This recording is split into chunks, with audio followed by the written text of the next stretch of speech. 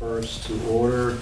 And two things I want to do to begin the meeting is if I could have a moment of silence to pray for our country, NATO, and Ukraine, as situations there could be coming. We may have a European war in our near future. If you could have a moment of prayer.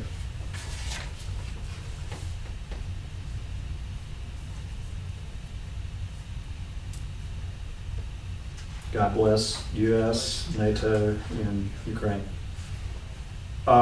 Secondly, I want to apologize for perhaps not looking at the information presented us at our February meeting as detailed as I needed to be looking at it.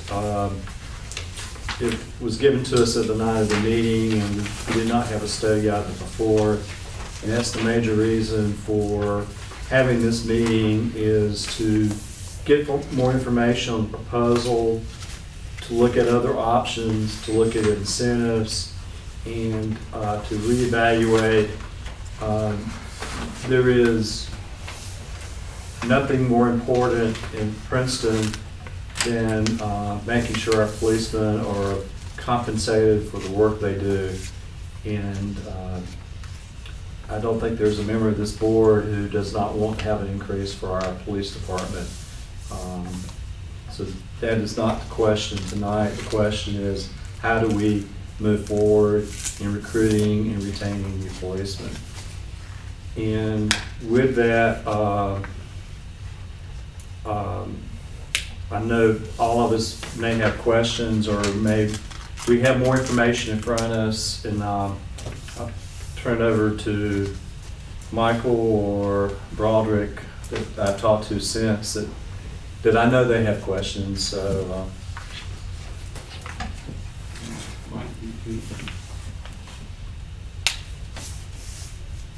You can start. Well, I think everybody kind of knows that I was basically what the mayor said was opposed to the kind of rushed decision. I thought the numbers didn't really match up to what was affordable for Princeton. Looking forward to hearing the discussion tonight, and I know Marlo's done a lot of work to show us some new numbers. So looking forward to seeing all of that, and I would concur with the mayor that we definitely want to have a happy police force, as well as the rest of our town employees, and be able to compensate them as well as the town can afford. So that's what we're here tonight to talk about. But I do want to reiterate the fact that, as I said last meeting, the crisis that seemed to be at hand was recruitment and retainment, and I feel that's where we need to keep our focus on tonight, is where there is a problem, and that seems to be what we were talking about last time. And thank you, Mr. Mayor, for opening up. I think with myself, after I was able to kind of start looking at some numbers,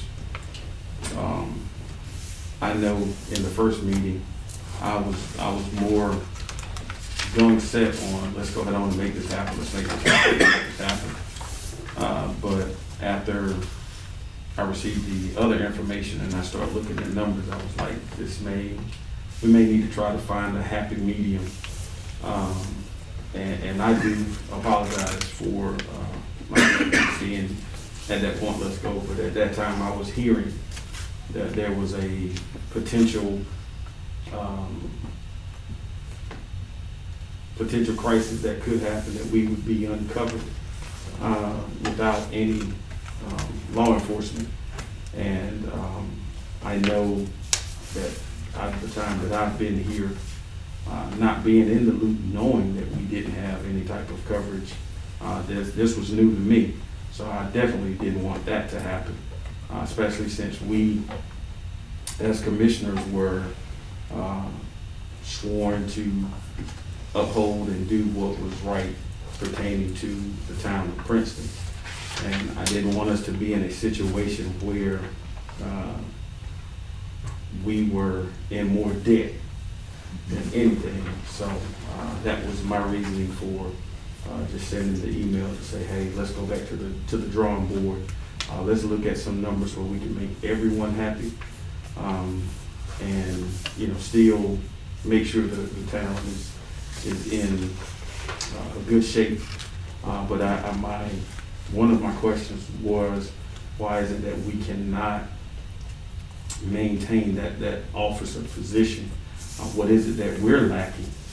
What can we do to make it more feasible to people that would want to come here and be a part of this, our agency here, our municipalities? And so hopefully tonight we can come to some happy medium where everyone is happy, and then it'll actually be more feasible for new law enforcement officers to come in and want to stay for some time. Michael, do you have any? Pretty much, what I've got to say is basically the same thing that Commissioner Robinson said. After reviewing it several days later, some of the numbers to me just didn't seem to make sense. And I agree with Commissioner Robinson and with Commissioner Rose. That night it was kind of put on us that if we didn't do something pretty quick, that we wouldn't have any police. So after further review, I think we need to just look at it a little closer. And like he said, see if we can find a happy medium to help everybody, but not tax our town to death at the same time. Water.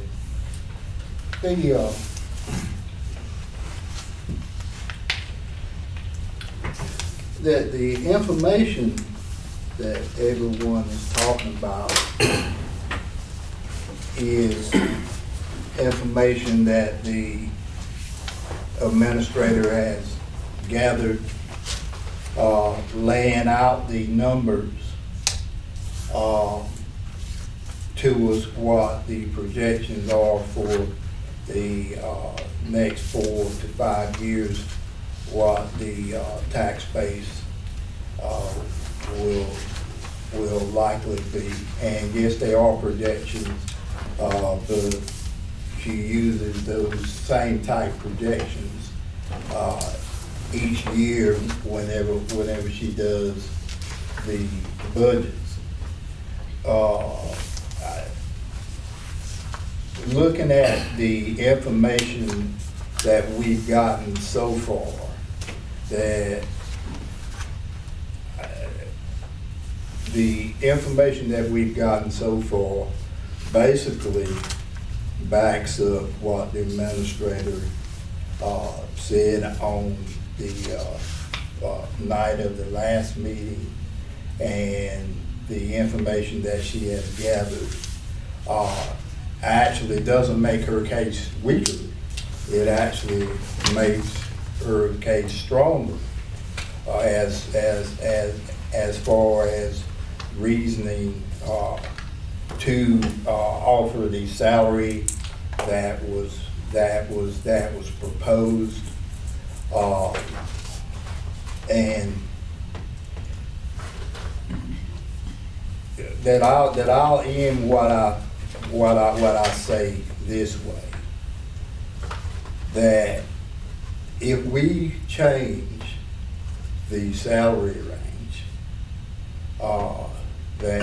that we proposed, it is my firm belief that we will not have a police department.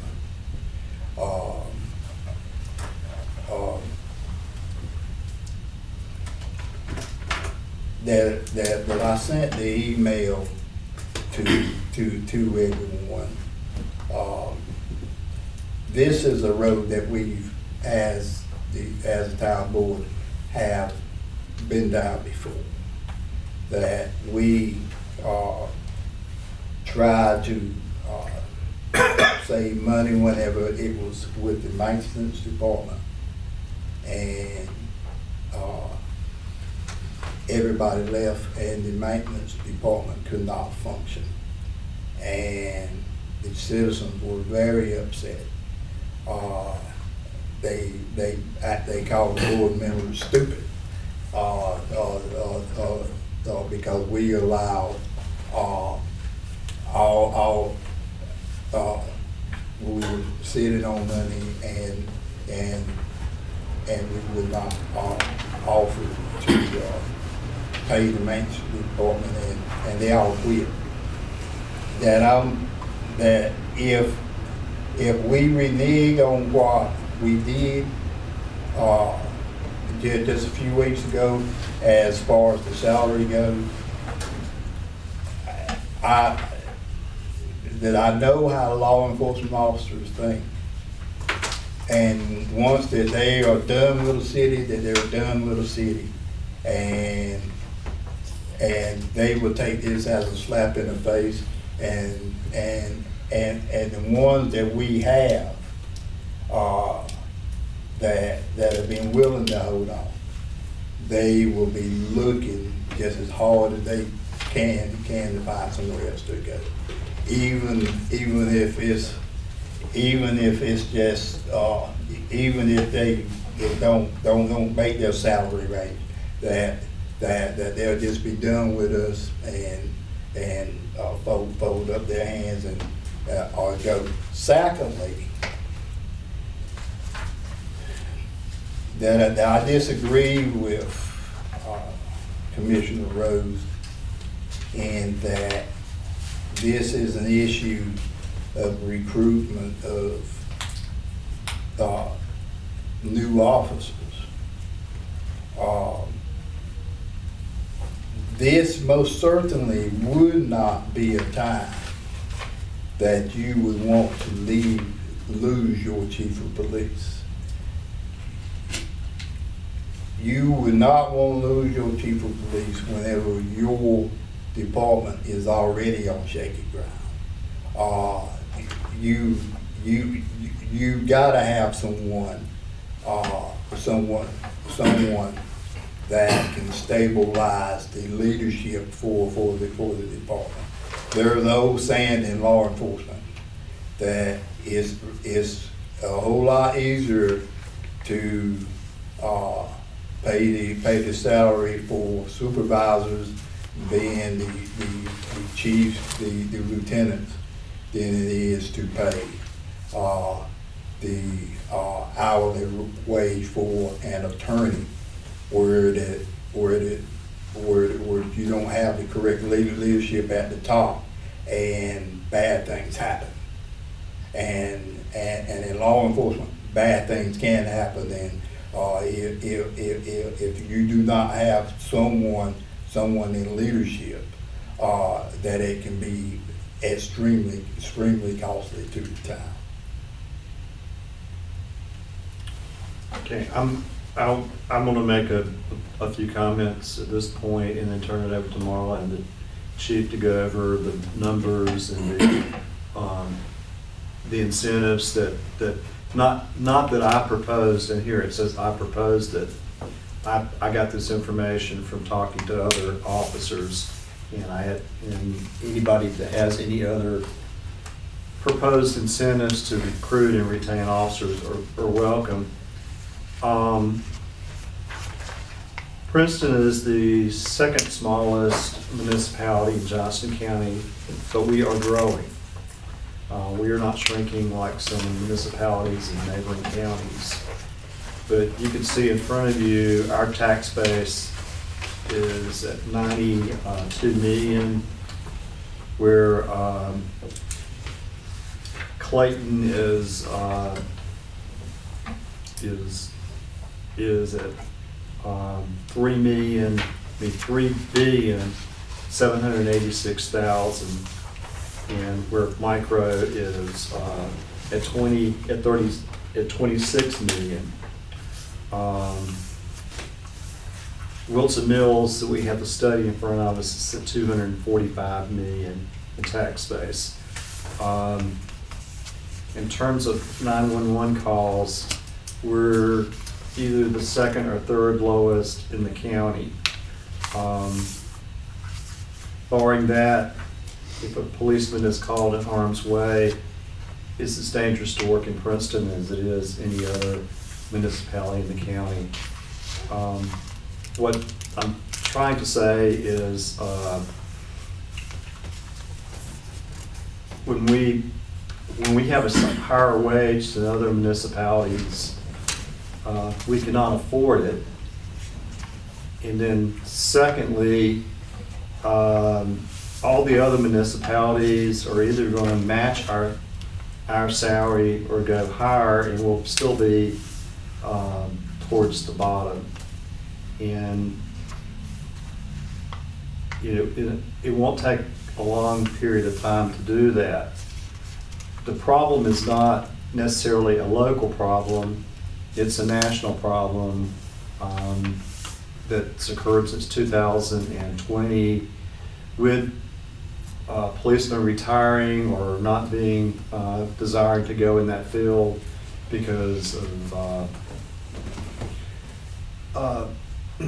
issues in larger towns and perhaps smaller towns where police judgment has been questioned. And it's a very stressful environment, and I appreciate all the policemen out there. But I just don't think we need to lead the field in salaries, because we are one of the smallest municipalities in the county. And I'm glad our tax base is growing, but there's going to be other expenses that we're going to have to incur as our tax base grows. And we got other departments whose budget needs to be reviewed on an annual basis, and there may be proposed salary increases in those departments, and we should not be spending all the money in one department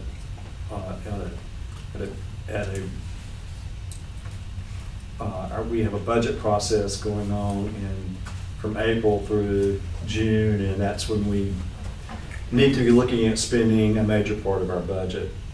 With that, I'll turn it over to Marla or the chief to go over some things we've discovered since the last meeting. Well, the biggest thing I discovered since the last meeting was that my worst case scenario probably would never come true, and that our tax base would cover the proposed salaries for the police department. Wilson Mills paid to have this study done and establish what the ranges for all positions of local government are. We just focused on the police ones for now, because we do believe that what we know for sure on March the 1st, we're not going to be able to provide 24-hour police coverage. We know that for a fact. And it's going to be that way until we can hire at least one more full-time officer. We haven't had an application in 8 months. And so what we were looking at was what it's going to take to get applications in so that we have a choice and can interview some folks and find a good fit for the town of Princeton. And I stand by the numbers that I presented at the meeting. I'm sorry that you didn't have more time to look at them. But from the time we met in January and had the information about Lieutenant Radford's retirement and what it took to research and pull the numbers together, it took up until the minute the meeting started to get something in front of you. I don't know what else to say about it. I'd be happy to answer any questions you have about alternatives, but I'm not even sure what I propose is going to work. So I don't know how much more I can offer you. I've been trying to do some more research and see if I've missed anything. And before the meeting tonight, I read an article from the News and Observer. I think it was back in November. If it wasn't November, it was October. And they stated that the starting salary range for a police officer in our region, or in the state of North Carolina, is between $38,000 and $50,000 a year. We're not hitting that with our proposal. But our current starting salary isn't generating applicants. And that's the sum total of what I can tell you of where we are and where we're trying to get. Morrisville is at 50,000. Durham is at 38.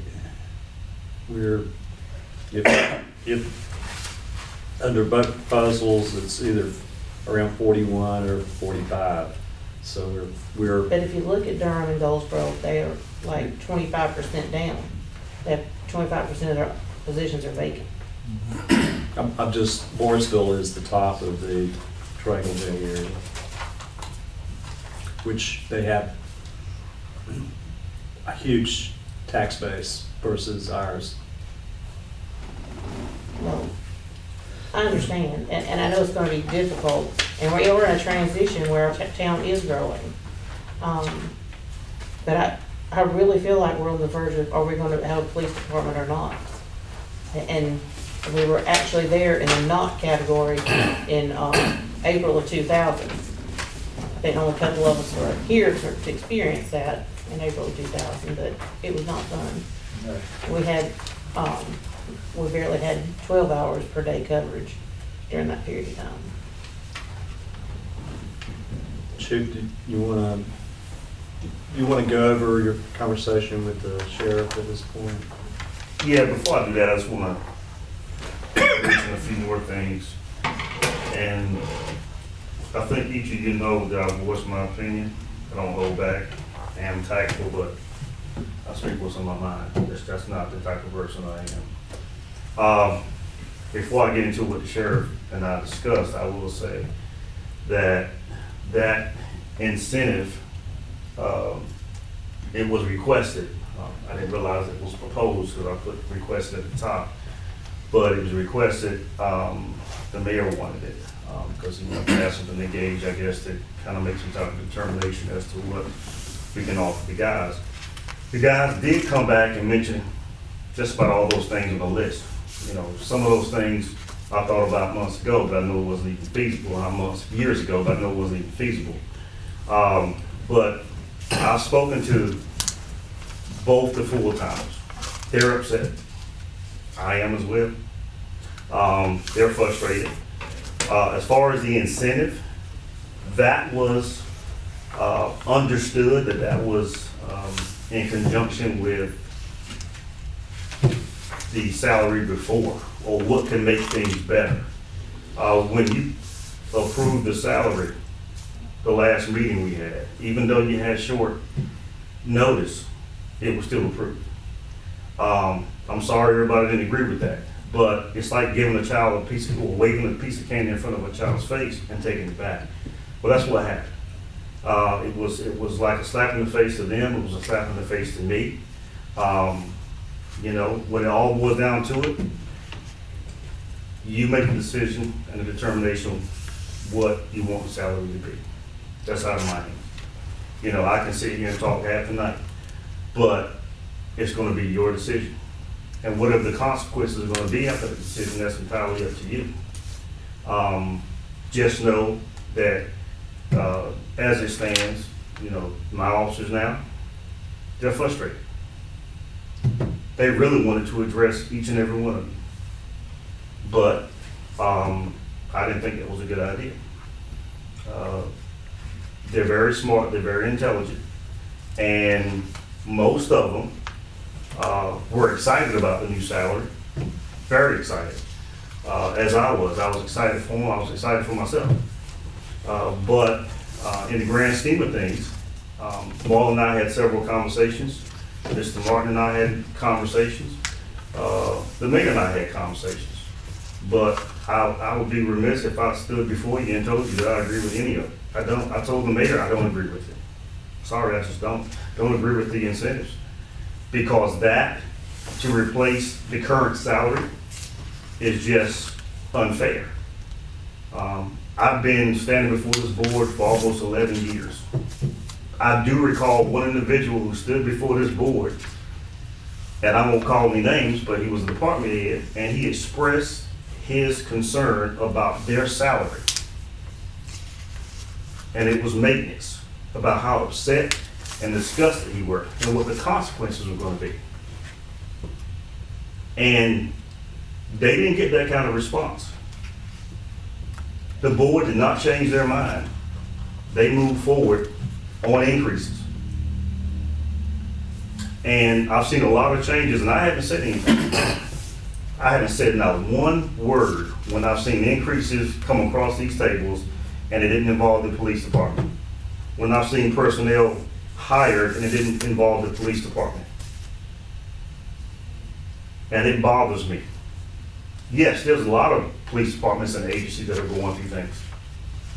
I would have much rather, the salary not to be approved than be approved and then taken back. That's probably the worst thing that could have been done.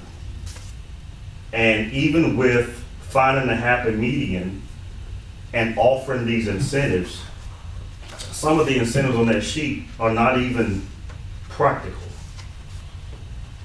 Being a police chief, I know, I've been in this line of work for a long time. Commissioner Martin said it best. He knows how we think. And he knows what's practical and what's not. And I even had a chance to talk to the mayor and speak to him about some of these incentives, that they're just not practical. And I gave the reasons why. I listed them on that sheet. And that's just kind of where we are right now. As far as coverage, I concur with what the town administrator said. As far as the sheriff not having a conversation, he basically said that he would treat us like he treated Micro. If there's not an officer on duty, he would take the calls. But he specifically said he's in no way going to use his officers to replace the police department. The sheriff's office is not going to replace the police department. Commissioners want to make sure that the whole county, had some type of coverage in the event that there wasn't an officer on duty, and that's what the sheriff is doing. But keep in mind, that deputy might not be in this area. We have one area car. There's a lot of civil deputies in the area. One civil deputy being Greg Collins. He's not a civil deputy anymore. That's not what I was told. It might have changed, but that's not what I was told. That is just part of his job. But he's not an Area 2 deputy. He's not the deputy for this area.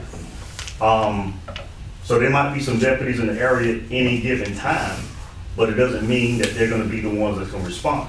It depends on where they're located by way of GPS through 911, which depends on the closest deputy that might be able to respond. So they might be 30 minutes away, they might be 10. And at some point, the sheriff is gonna get tired of sending officers over here. He didn't say it, he didn't tell me that. But as a department head, it would get tiresome when you're already stretched thin and you're having to send officers, over to other counties. Because keeping in mind, he's covering Micro quite often, as small as they are. And whoever else is down an officer. So, there's nothing in stone that will be the case, with us. The citizens pay taxes.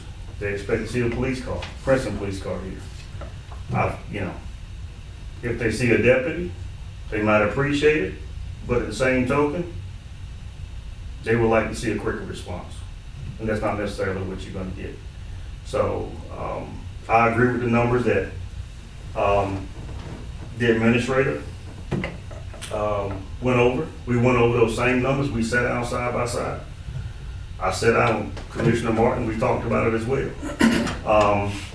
And I think we're all in agreement with it. Now, I'm not trying to make less of anybody on this board.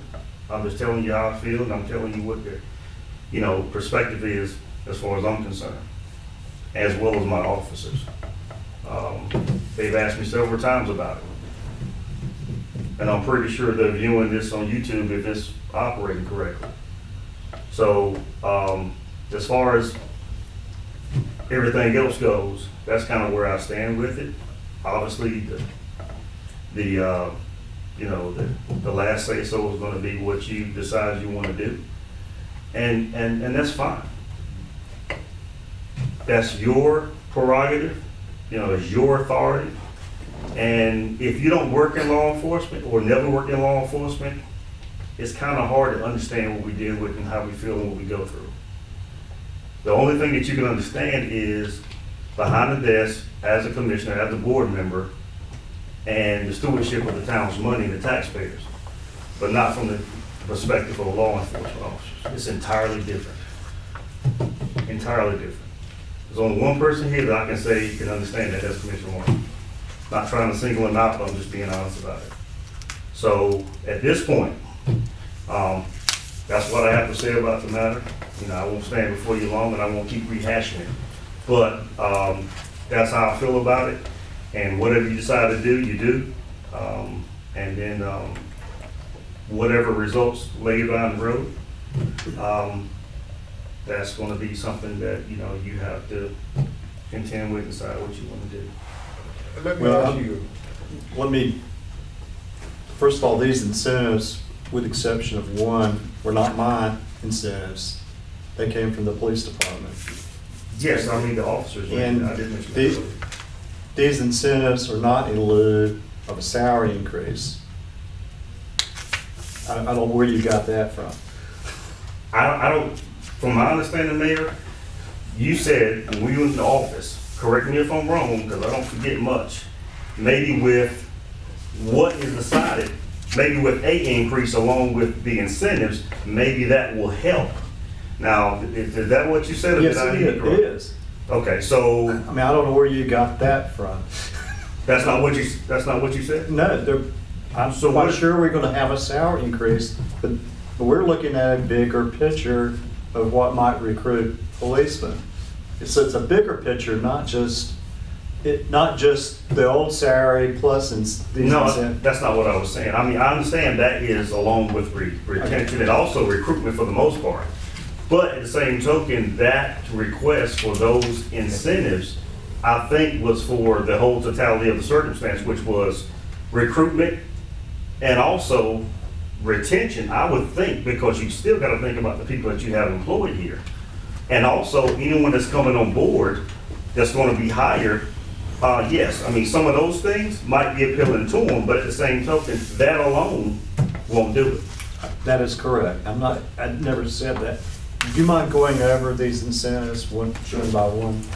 Just so everybody has a clear understanding of, and if you have any other suggestions, that we're more welcome to listen. I don't have any more suggestions. Let me go over the first one here. Okay, well, I need to jump in right here. When you just said you don't have any other suggestions, I think that's one thing that frustrated me is we've had a vacancy for 8 months. We knew Lieutenant Radford was leaving for months. And we got nothing. We got nothing that, here's what we're trying to do. Maybe you're doing it behind the scenes, but you didn't tell us. Like, what have you been actively doing to try to recruit for the vacancy? What are we doing for the retain? Because what I'm looking at, big picture, let's say we go 45 starting tonight, okay? 3 months, high level matches, Selma matches. You lose an officer. What then? We need to do more than just throw money at the problem. Government loves to smother all the stink with problems, with money. And we can do that. We can vote and do it tonight. But then what's going to happen in 3 months when that first officer that's making 45 leaves for another job that's making 45? Because right now, that's the situation we're in. We have competing municipalities that pay as little, as the same as we do or less. And they're fully staffed. So what are we doing? Yes, money is important. I get it. I'm not against that. I'm just saying that last month when we came to the meeting, we got nothing. We got nothing. Here it is. Either everybody gets a giant pay raise or there's no police staff. And when you must vote tonight or it all falls apart. That's what was said to us. And so then what I'm trying to figure out is these incentives, as the mayor said, I called other police departments, I called policemen that I knew that worked other places. What are things that you know about Princeton? What are things that we can do to help? A lot of these were the same things. But yet we get this, that we can't do any of these. These are all bad. All we need is money, and none of this is going to help. Do you want me to respond to that? Sure, please. I didn't say all those were bad, that's incorrect, that's not what I said. I said that alone will not replace the salary.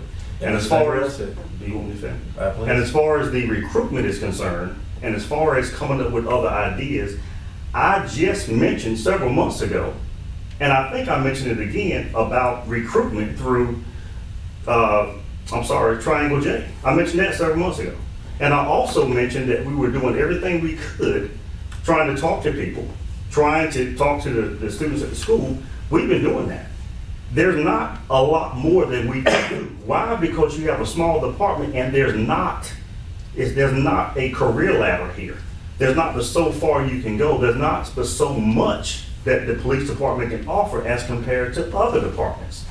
So that's why I said there's nothing else that I can mention that would go along with this sheet. These are things down here that the officers did mention. Some of these things are good. I'm not saying that they're bad.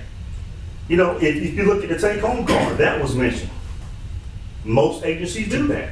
But the problem is, you don't have but a certain amount of vehicles out here, 5. If every officer takes home a vehicle, there's not a vehicle on the lot in case one of those vehicles are not working properly. There's not one. So now you're gonna have an officer who doesn't have a vehicle to drive. If every officer takes home one. Another incentive on this sheet is paying for the tuition for basic law enforcement training students and hiring them beforehand. Well, yeah, I do see an issue with that. Why? Because sheriff's officers do it because the sheriff is elected, it's an elected position. They have 12 months, correct me if I'm wrong, Commissioner Martin, 12 months to hire that individual for them to get someone to go through VLET. That doesn't apply to police departments. Police departments do it, yeah, as an incentive, but you have to decide whether or not, if they don't pass, if they flunk out of VLET, then, you know, that was all for nothing. And then, if they do pass, and they make it through the process of basic law enforcement training, unless you have some type of contract, there's nothing binding them to this police department for a certain amount of time. They can leave. Am I right or wrong? And even if you do have a contract, and an officer says, you know, I really don't like working here. What are you gonna do? Yeah. What are you gonna do? Sue them? Or you're gonna have an officer here that is just working out his contract.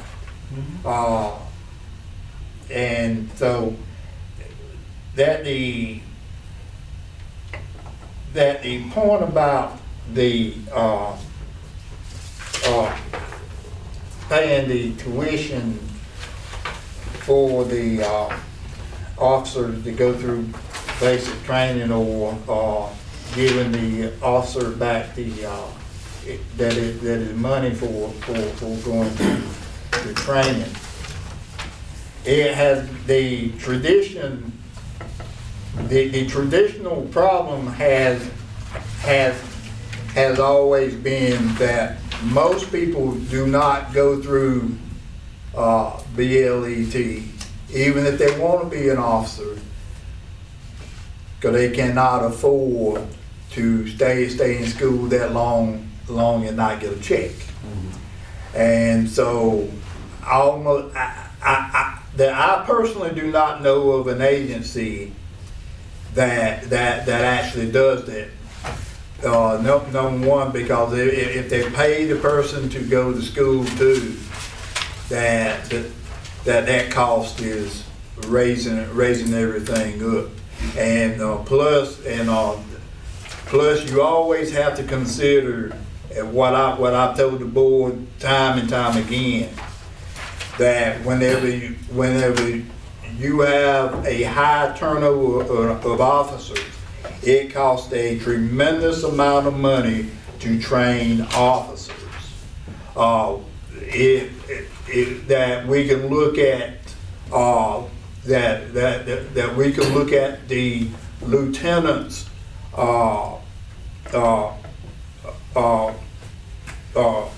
time that we talked about just a few months ago. Most of his overtime came because he was the field training officer for new hires. And whenever you have a very large turnover, that gets very, very, very expensive. It takes about, I'm gonna say minimum of about a month when someone fills out an application, we vet that candidate, and granted everything goes well, they get through the oil board, the assessment, and we send all that paperwork in, the training standards. At minimum, it might take a month, maybe. Unless they kick it back and say, oh no, we need this or we need that. That happens quite often. Then you're talking about another 3 months before that officer can be on his own or her own. Now, if it's a lateral transfer, which meaning if that officer comes from another agency, it might be a month, because there's not much you have to train them. They're already trained. It's just getting them acclimated to the town and the way we do things here. But generally, you talk about 4 months.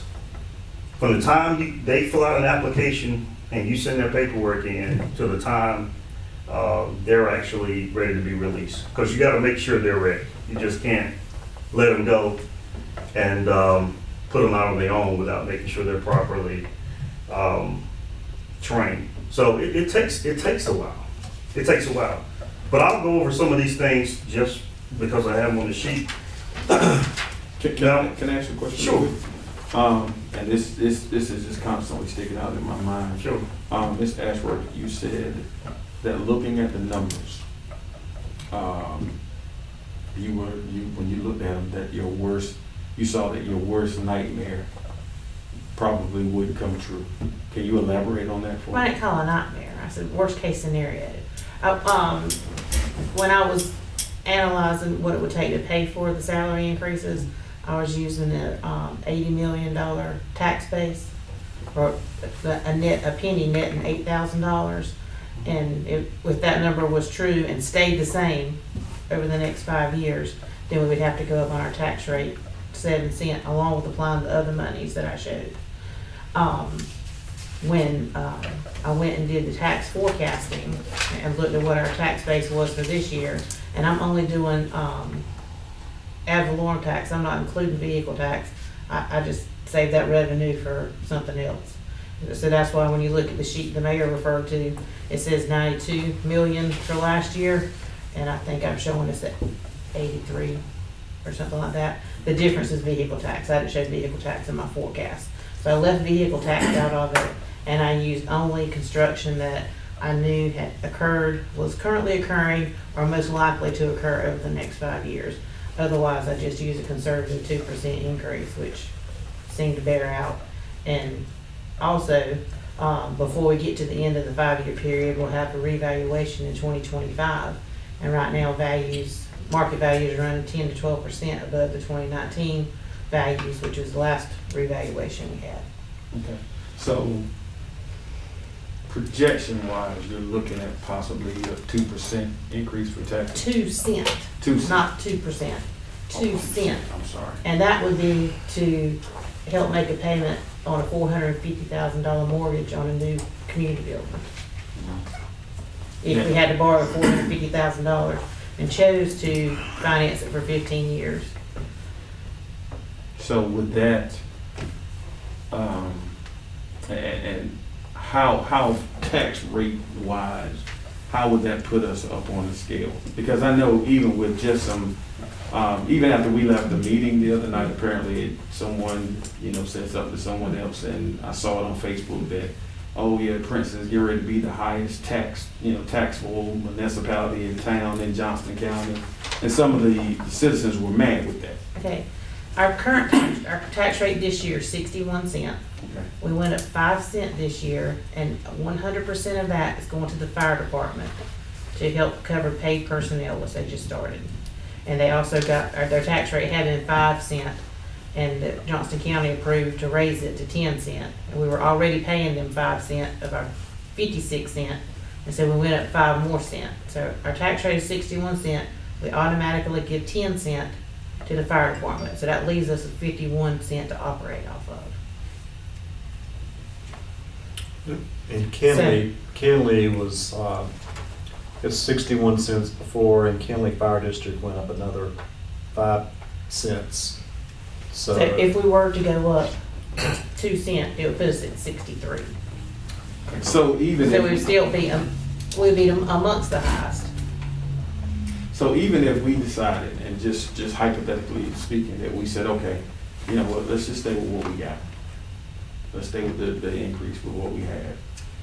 It won't put us in a situation where we are not able to do other functions as well as with the other departments. If they, you know, we look at theirs and they need a raise, being able to give them a substantial amount of raise without.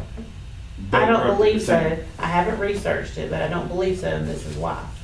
I have not, there, we still have the vehicle tax and whatever increase in that takes place over the next 5 years. And as the town grows, our garbage revenue will increase and our water and sewer revenue will increase. So there are other places that revenue to increase other department salaries can come from. It's not true for the police department.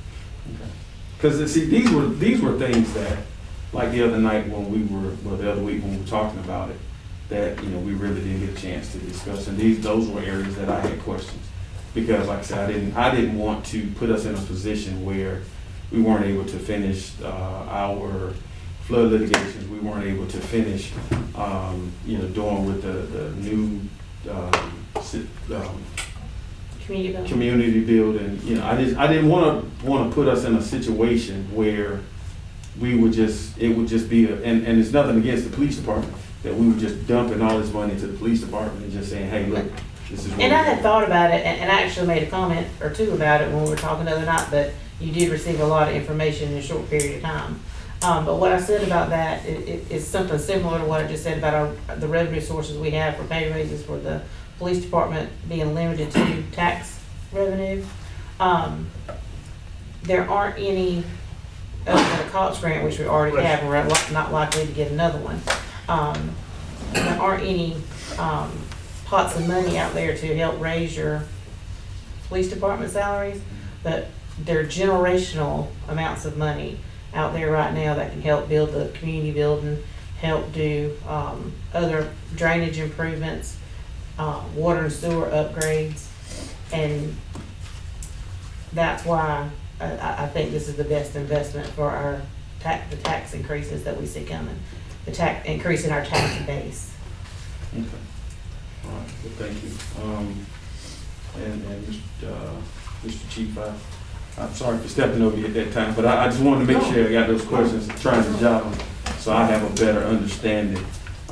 So this time, whenever we, you know, do what we need to do, I can vote my conscience. No, honestly. You have anything else? I was gonna go ahead. And- Yes, sir. I was gonna go check. I'm sorry. Sorry. So as far as the vehicles, the take-home vehicles, I already mentioned the issues with take-home vehicles, as far as not having a line car. If all the vehicles are at home with the officers, worst case scenario, and these are just the figures as far as fuel, which I did sit down with the mayor and discuss these. This is just expenses going to and from, depending on where the officer is staying. Casual clothing, that is something that, But one thing about the vehicle that we did discuss, obviously availability may be an issue, but they could be assigned based on availability. You could write some policy if it's that if a vehicle is out of commission, you've got to have a vehicle back. I mean, there's a way, there's a work around that. true. Casual clothing rather than full dress uniforms. There's not a percentage beside that because it's just one of the suggestions that the officers had mentioned. Naturally, officers would like to just wear regular clothes. I mean, because it's comfortable, you don't have to worry about, you know, the uniform. And most of your agencies, if not all of them, are wearing some type of Class A uniform during the week. You know, the officers here on the weekends, they will wear the Class B, which is it's a dress down from Class A. But I think if you allow them to wear just dress down uniform, cargo pants, it just doesn't set a good precedence, and it's supposed to be a professional police department. And when you start deviating from the standard, it doesn't make your department look good, and it's not a good representation of the town. Can I ask you a question? Sure. Could they do like a, and I know this may sound kind of comical, but like how SWAT, they have their, what do they call them, the BLE? BDUs. Yeah, BDUs. Could they do something of that nature? You know, as long as it's within a certain dress standard. Let me say They that. could, but you want to get away from the tactical look. Okay. Like when they go out, you don't want to come off as you're being technical. That's not perceived real well with the public. Okay. I do see what you're saying, and some specialized units do that. Your traffic enforcement units, your drug enforcement units, your intervention units, they do stuff like that. Like the SAFE team and STAR team with Wayne County and Johnson County, they dress down like that. But that's why we don't do that, because you know, for everyday business attire, well, business days, like Monday through, you know, Thursday, it's just, we don't want to give that perception, and that's why we don't do that. The grooming standards, and I know that some handful of agencies do wear beards. And I've never been a fan of that.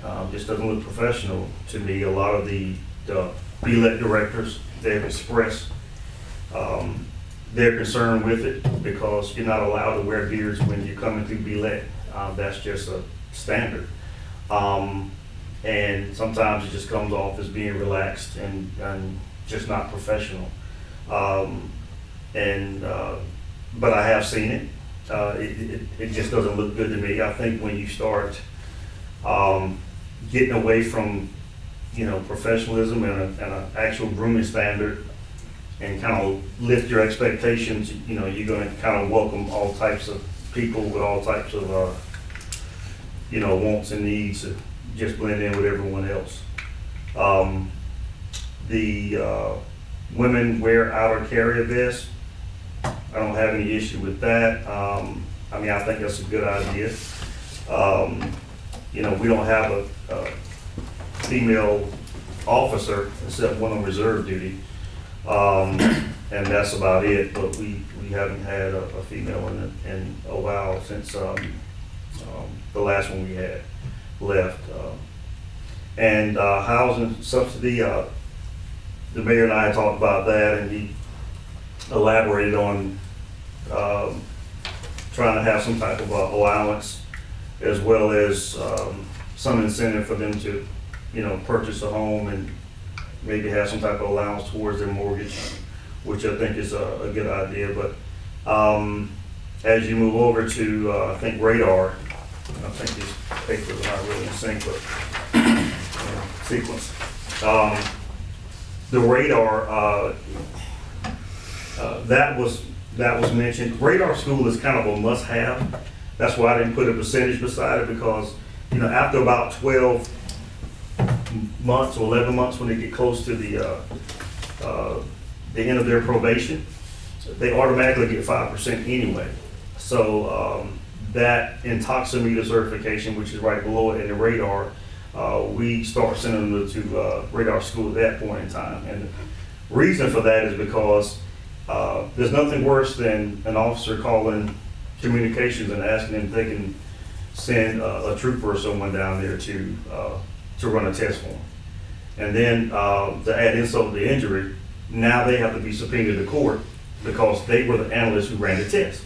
So that's why we want to make sure that, you know, they are in school. And then radar is extremely important because, you know, we do have speed limits.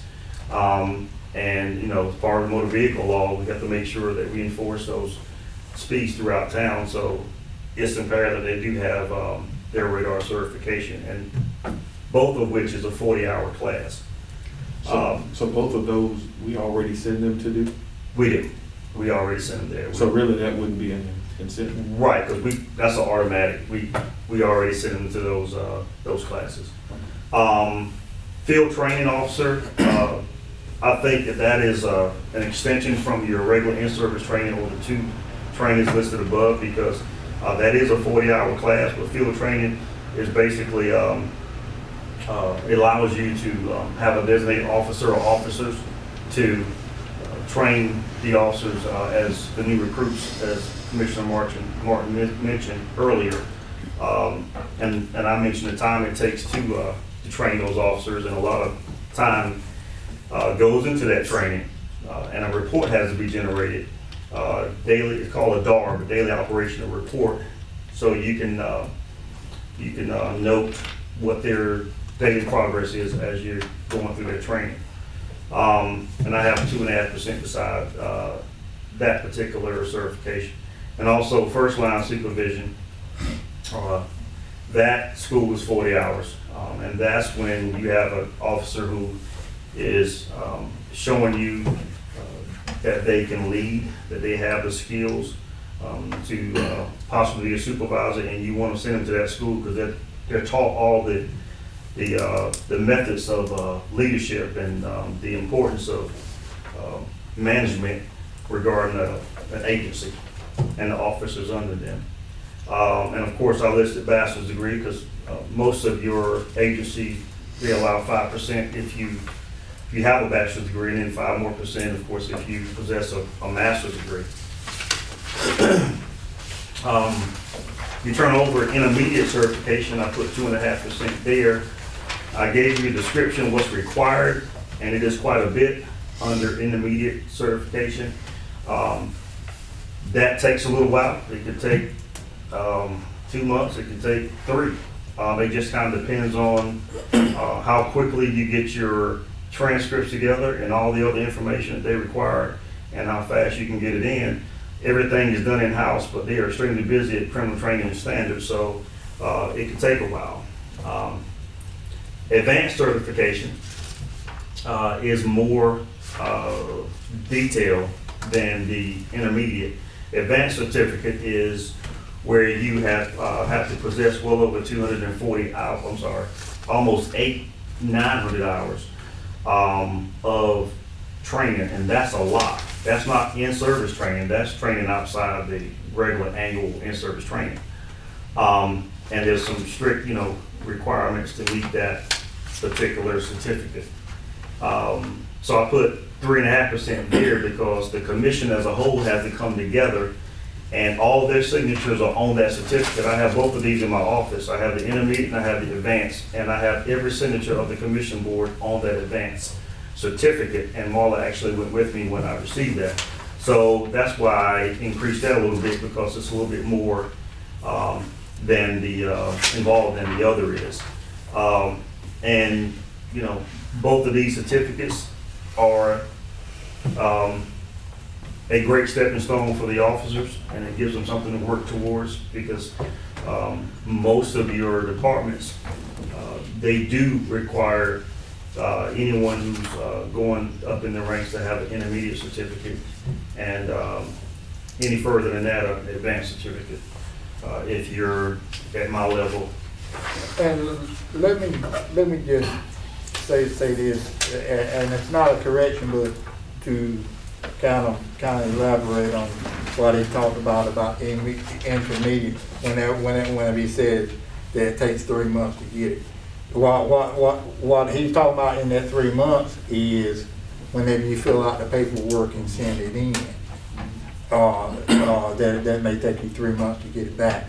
But in order to get this certification or the advanced certificate, especially if you do not have a degree, it takes a long time. And I would probably say years for an officer to go through all of the schools necessary just to get that intermediate certificate. And if the officer has an advanced certificate and does not have a degree, most of the time that officer has probably been in law enforcement 8, 9, 10 years. And this officer has been going through a whole bunch of school. Because if you do not have the bachelor's degree or the associate's degree, it takes a lot of training hours just to get that in. And one other thing I wanted to mention was I spoke about hiring before basic training. We discussed that, and I wanted to mention off-duty work. When we had the Gurley House, when Mr. Gurley still had the Gurley House, on occasion we would have off-duty work because they had wedding parties and things of that nature there that required an officer on duty. Unfortunately, since she sold that house, we haven't had any off-duty. At one point, we did have opportunities to assist the sheriff's office at the Princeton High School when they had games, basketball games, football games. But that came to a halt. And now they do not allow agencies, which is what I was told from the sheriff's office, to assist them with that. That's just the general consensus throughout the county. Only deputies assist with games. So we do not have any off-duty here. That would be great. You know, there's a lot of agencies, you know, they're able to make $5,000-6,000 a year with just off-duty work, but if you don't have off-duty, you just don't have off-duty. I've spoken with the sheriff, I've spoken with some of his command staff, and they just don't do it anymore. Those are the things that, these are some of the things that were mentioned, these are some of the things that were written down. And again, you know, with the department being this size, I guess that's why we try to be as competitive as possible, because, you know, when someone looks for a law enforcement career at an agency, there's quite a few to choose from. And that officer may want to go to a smaller agency, or that officer may want to maximize, you know, his time or her time and have the opportunity to climb up that career ladder, which means you need an extended command structure. You need some ranking structure to be able to climb that ladder. And with a small agency, you just don't have that. So it's already difficult to be competitive alone without having anything else to go along with it. And just to mention one other thing that Commissioner Rose asked you about what you had done to try to recruit. Now, one of the things that the chief tried to do was to bring the ranking structure that we actually passed a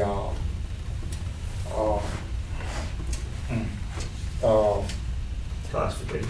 yeah, classification. We passed it, but we didn't fund it.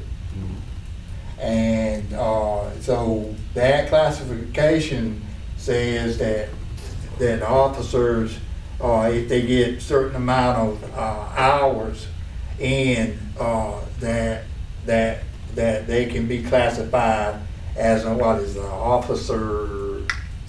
Police officer 2 and master officer. Right. And, Right. you know, And so that's not necessarily, they're not so much gaining rank, but it's giving them an opportunity to make more money. But we allowed him to put it in, but we didn't fund it. And so that's where you get to the nuts and the bolts of the of not having adequate staff.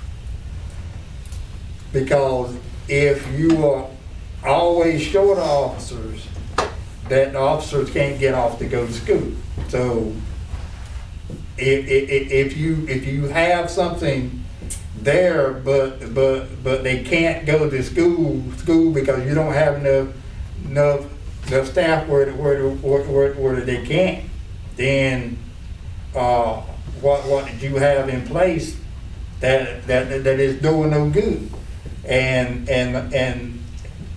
the other thing that we have to look at is that it also does not give the police department an opportunity to be proactive whenever it comes to some criminal activity.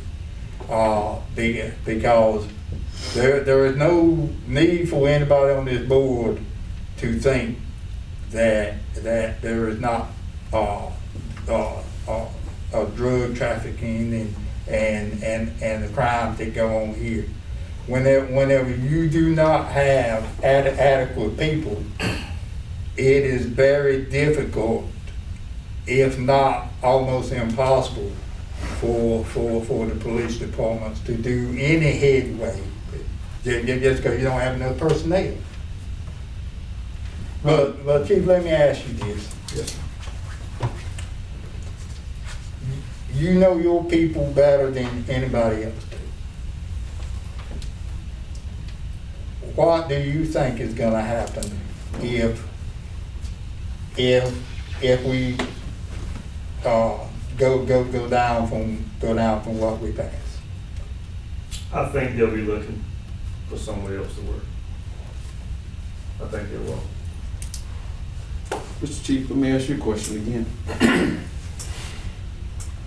And I've listened to everything that's been said, and even the question that Commissioner Martin just asked. What would you suggest we do to keep it, or to make it more appeasable to officers that want to come and stay? Well, first of all, you're definitely gonna have to have a competitive salary. Because if you have a salary that's not competitive, and it doesn't, it's not in alignment with other departments. Because I think Commissioner Martin had mentioned it a long time ago. If you only raise the salary a little bit, you're gonna have to keep moving the goalposts. You have to make some type of aggressive move or increase. Now, not to say that that's gonna be the fix-all, catch-all. There's no guarantee that's gonna happen. But at least, that's a good start. You don't wanna have a compressed salary, and what I mean by that is you don't wanna have just increase the entry-level salary. And then when you have a new candidate comes in that is hired, now they're along the same range in salary as your current officers. We had that problem several years ago, before many of you, some of you were actually on the board, to where the new officers was making about the same as the current officers, and that caused a really big problem. You definitely don't want to go with that, but I think that's actually a good start as far as attracting. We're going to JCC Wayne Community. We've been talking to them. We too made a flyer. I spoke with Ms. Keegan at Triangle J, and we actually did like a regional campaign with the rolling advertisement on WRAL. Now, of course, that was at the heart of most of the issues, and when the George Floyd incident took place, needless to say, we're still having the same problem. We haven't had a lot of success with that, but beyond social media and speaking with BLET students, there's not a whole lot that can be done above that. I mean, you're doing everything we can. We're doing everything we can. It's just one of those things where, I think everybody has to do their part. And, and honestly, it's going to start with salary. I've spoken to all the chiefs, just about all of them, give or take one, in the county. And, you know, it's just, salary is a big issue. And the problem with a small agency compared to a larger one, if you only increase it by a fraction, then being just so small, you're still not gonna be that competitive. Because these larger agencies, they have more to offer, even if they're making slightly above what your starting entry salary is. But if you don't make an aggressive increase, then you're already behind the 8 ball, because there's not a lot to offer a candidate that comes in that says, hey, why would they want to work at Princeton Police Department? Proud, peaceful, pleasant, that's great, that's a wonderful motto. But when you're talking about these candidates have families, they want to see a career. How high can I climb? How far can I go? You know, what's going to make me stay here 10 or 15 years? What's going to appease me? What's going to encourage me to do that? You know, so those are the things that you got to look at. But even when we're looking at recruitment, there's still retention, because you can't have one without the other. It's not just a recruitment issue.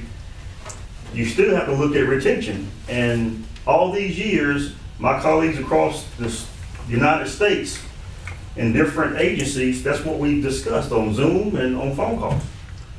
So You know. the salary you think will help us retain? I think that's a very good, as far as retaining the ones you have, that's, yes. As far as recruitment, it's a very good start. Okay. I can't make any promises and say I'm gonna have 9 applicants by tomorrow. But I will say it's a very good start. It's just, that's where you wanna be. I think I got one other question. And Sure. then I should be- Be inflation. There's always gonna be, the cost of living is gonna increase. There's nothing we can do about that. You know, people are gonna have kids, they're gonna have expanded families. You know, groceries are going up, so, you know, that's just, you know, something you have to address when you get there, because there's just not gonna be just a immediate fix-all answer for that. I wish I had one, but I don't. You know, it's just, you know, the inflation has gone up and the cost of living has gone up significantly in the past several years. And it's getting worse. So, you know, I know after talking to, just having general conversation with people, that they, you know, they need money. And people are looking at it like this: I'm not gonna go risk my life for that amount of money. Yeah. I can go work, and this is from what they're telling me, and other law enforcement colleagues of mine, I can go work somewhere else and not get shot at, or not get ridiculed. And my last one, it may be, well, this is something that I'm curious to know. Now, with us being down to 1 officer, and I'm putting in a plug for Eagles Crest, is that one of the main reasons that we don't see as much police presence? Because I know, like, in the last couple of months, I think I've seen them maybe once or twice ride through. I know that they supposed to make several rounds throughout that night. They supposed to go down every street. Now, how often they go, that depends on the call. If they're tied up with pound level, if they're tied up with a deputy, if they're tied up with a DWI, or, you know, anything for that matter. But I do know that being low on staff does impact the amount of coverage that you're gonna have, or how many times they can go out. Because if that one officer is tied up doing some other things, because you only have, you know, 1 officer on the ship anyway. Whereas at one point in time, we had a midship officer, and you don't have that anymore. So when you had midship officers, it was easier, you know, to make more rounds or see the officer more during that time frame than you did before. But it can be a number of things, but I'm pretty sure that, you know, being low in personnel, low staff, you know, that does impact it. Thank you, sir. Would you go over the proposed, adopted schedule and the Wilson Mills schedule? And then I did a comparison of the two, because one of the problems I had with the Wilson Mills study, there was not an annual salary on that spreadsheet. So I I sort of came up with the annual salary based on dividing the hours and wages by 2,227.97 hours, and I may be off a little bit, but That's 2,223, and there was a column for annual salaries. There wasn't on the first proposal I gave you, but I added it. Is that the one that's under total salaries and benefits and everything? that's a Well, I mean, total. I missed it on the Wilson's Mills. I got the percentage increase, but I missed the actual salary. Okay, well, I may be off a little bit, but I think you're close. okay, all right. But if you want to go over both of those, then I have a Excel spreadsheet that I sort of have done a summary. Okay, do you want to go with the total cost is, or? Yes. Without the benefits, because the benefits are going to be, Well, a lot of the benefits are percentages of the salary. That's why I included them. okay, I understand. Yeah. Okay, so, um,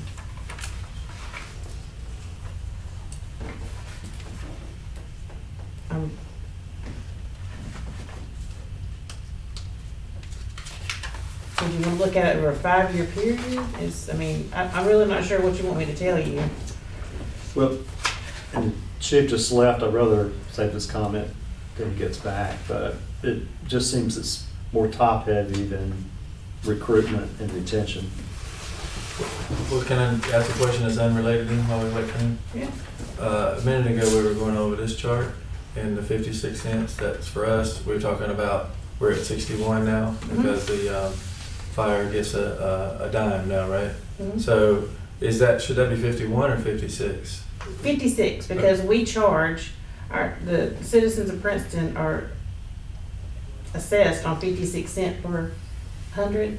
And then when we get in those reports, we take 5 cents of that, of what we receive, of the 56 cents we receive, and give it to the fire department directly. That comes from us. It doesn't go to them directly.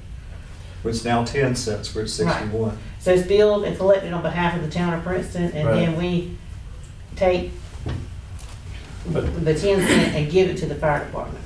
But that was my question, is so the 519,630 to that nets, that we don't get all of that because a nickel of that is going to the Right. fire department? Right. Okay, But we budget that every year. okay, So we budget the 519 as income, and then we budget, in this particular year, we budget the 5 cent going out to the police, to Right. the fire department. okay, And the same thing for this year, we budgeted what 61 cent would generate to us, and then what 10 cent going out to the fire department look like. okay. I just wanted to make sure that we weren't overestimating, that was supposed to be 51, that's what my point was. And because like Pine Level at 46, now do they have does any of that go to their fire, or is that? They have an amount that goes to the fire department, but it's not based on the fire tax. Okay, It's just the fire department makes a request, and they honor as much of it as they feel comfortable honoring. okay. All right, well, I was glad to see this chart, this is exactly the kind of numbers I was looking for. Did the chief leave? or- No, because his stuff is still here, so I guess he must have stepped to the restroom. Okay. I'd rather wait to ask those questions while he's here, so we're not. Mhm. The one question I have is probably directed more at Marla. On the percentages of the increases, how did that come about? Because they're not consistent. I mean, just from the company I work with, we just did an across-the-board raise, but everybody got the exact same thing. Ours was 6.87% across the board. That was from the laborer right on up to the head guy. So I'm just I'm trying to figure out why some of them in here were 15%, and some as high as 30%. Okay, going back to, I followed the model that Wilson's Mills was provided for their salary study.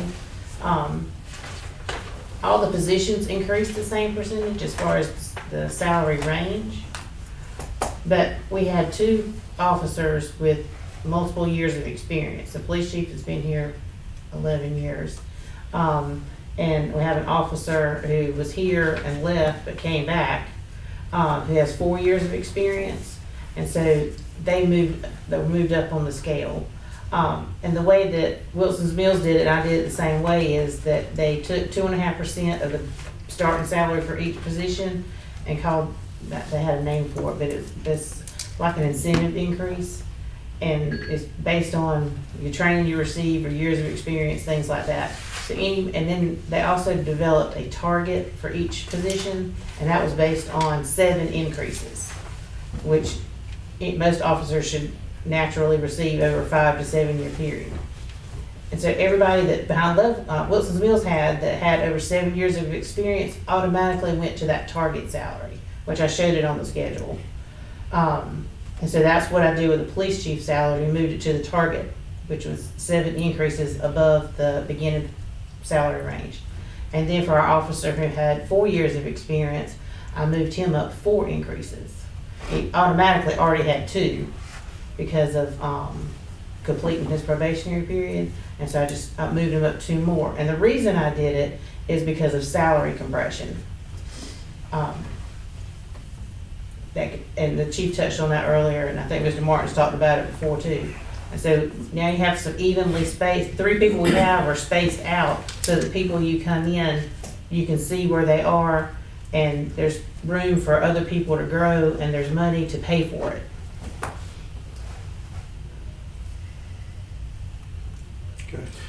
Well, on his point, the question I think I had was the master officer went down. What's up with that? Because the lieutenant is making that current salary. Mm-hmm. The 2105 is the beginning pay for a master officer. And I wanted to fund the master officer position. And what would happen is if our employee who has 4 years does whatever is necessary to be moved up to police officer 2 or master officer, Mm-hmm. he would get a slight salary increase, and that's gonna open up a position at new hire back at your beginning salary. And so that's just putting money in there for all that to happen. Because right now, stocks with 1 year is more than the master officer. So it seems pretty compressed at that. Well, the salary scale itself is compressed, Okay. but that was based on what Wilson's Mills identified for those positions. But the gist of it is you don't hire at the base salary. Mm-hmm. Okay. Okay, does everybody feel on the proposed, you want to go to the Wilson Mills study more in detail, which is on this flow chart?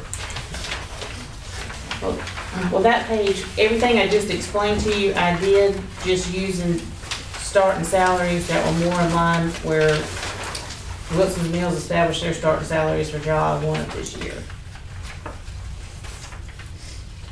Okay, if you want to fill in the gaps for annual salary for Wilson Mills, and I may be off a little bit, but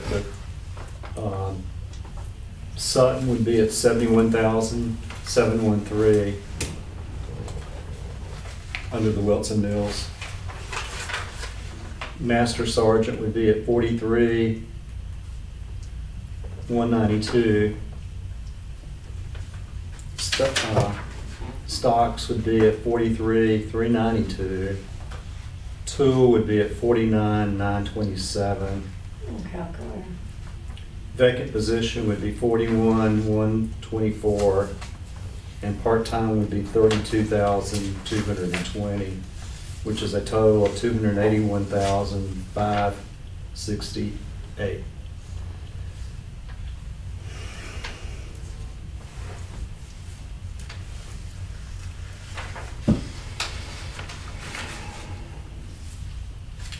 So that is roughly 9,000 less than the proposed.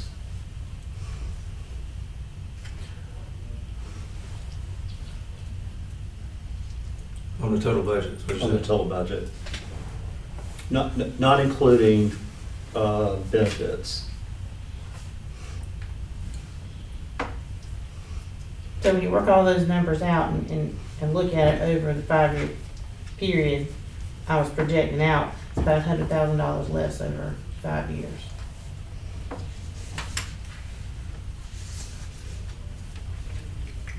So tool salary would, in stock salary is roughly the same as,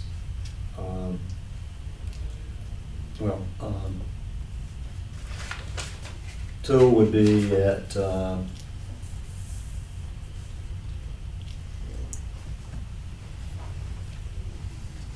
$49,927. On the other, it's $49,928. Stocks would be at $43,392. The other schedule is $47,661. And the chief's salary is actually a little bit higher.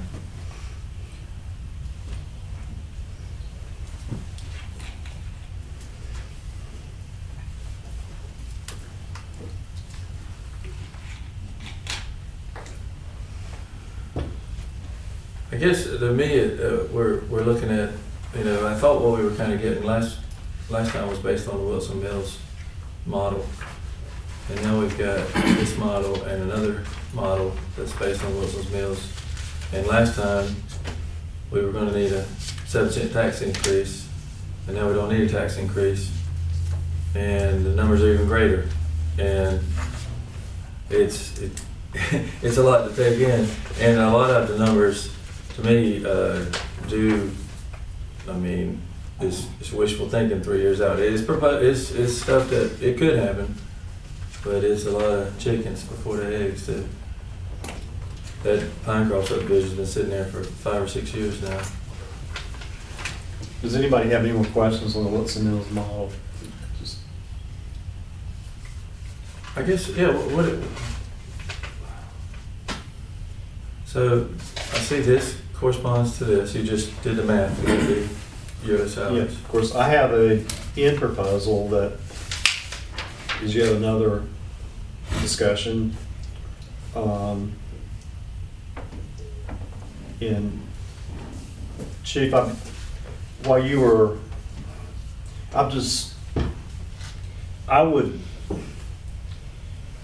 you're sitting at a 36% increase on one model, and the other model, you're sitting at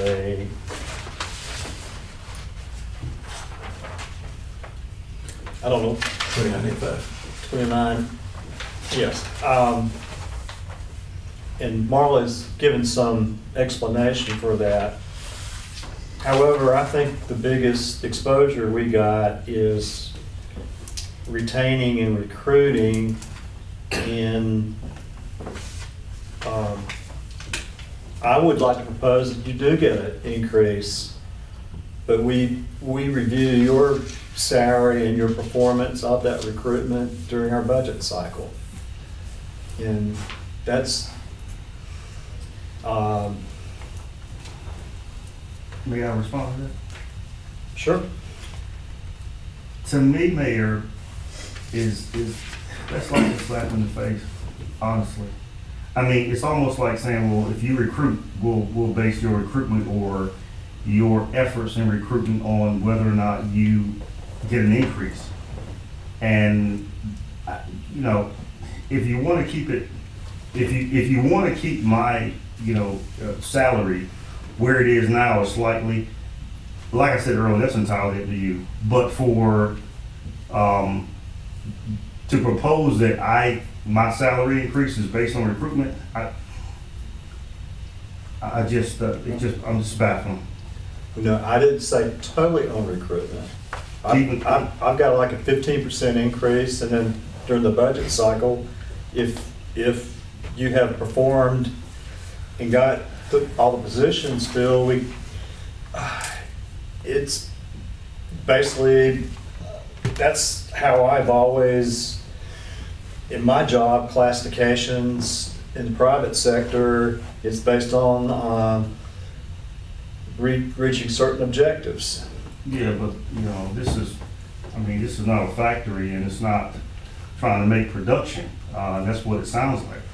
This is, if not merit, if not performance, that's just what it sounds like. I mean, I would rather, you know, you just base it on what you feel that the board is going to increase it at, versus just, well, if you recruit it to a certain point, then we'll increase it to a certain point. That's honestly what it sounds like to me. I mean, it's a little insulting. It really is. We have That's a just my budget, opinion. we have a budget process I understand. that we can go through and determine if it needs to be 36% or 29% or whatever. I'm trying to get to the lower numbers so that we can accept the,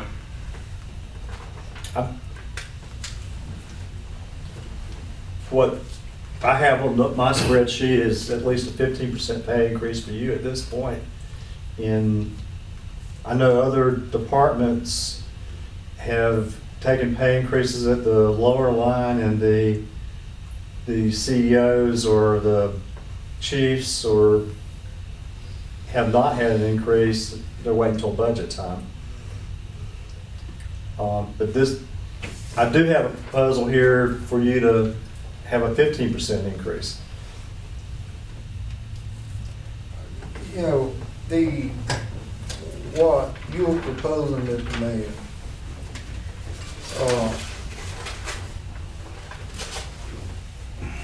saying that, police chief salary to be reviewed during budget and performance of recruitment. First off,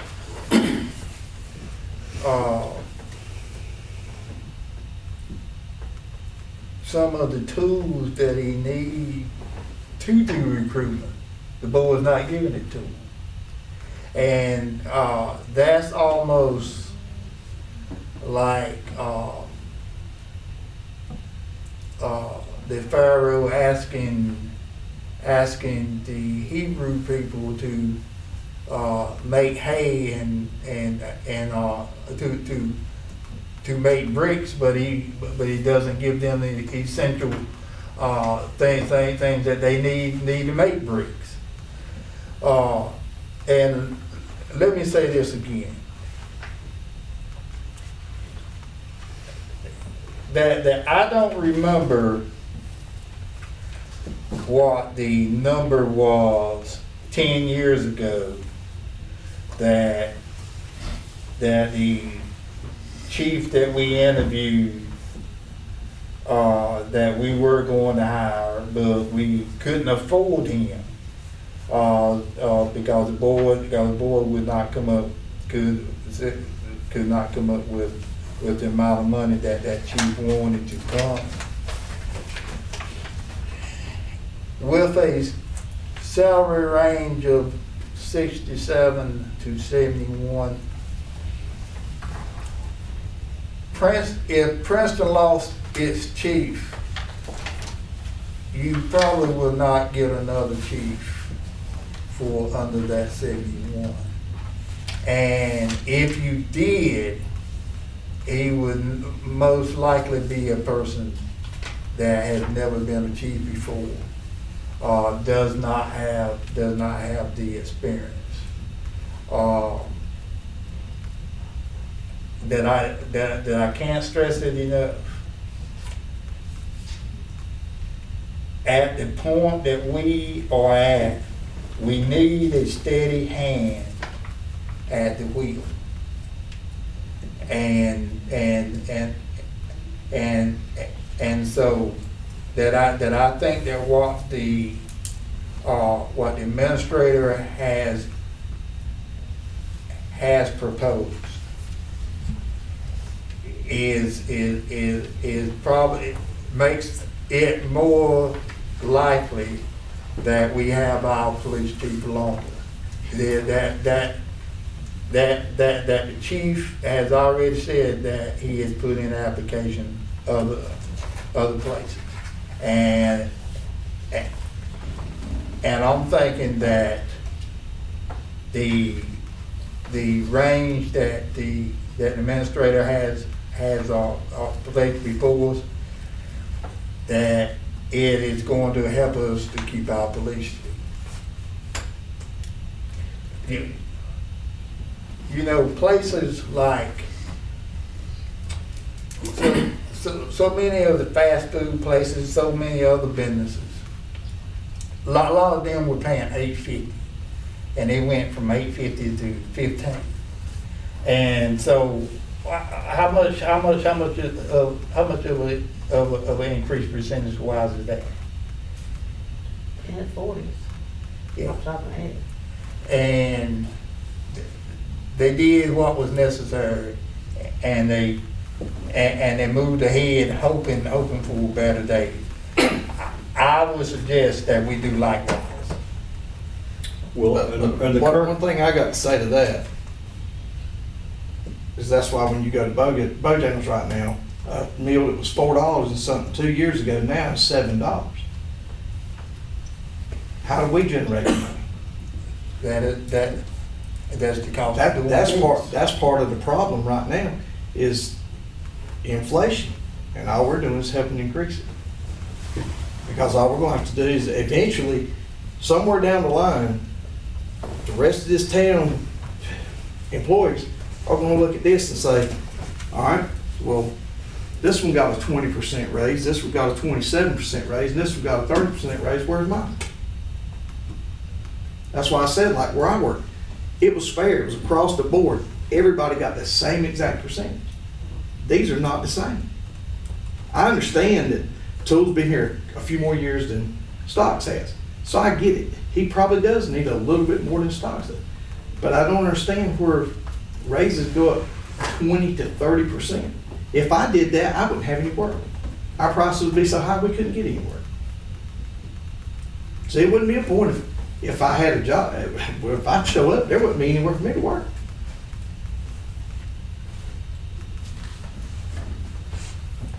Businesses have the option to raise their prices.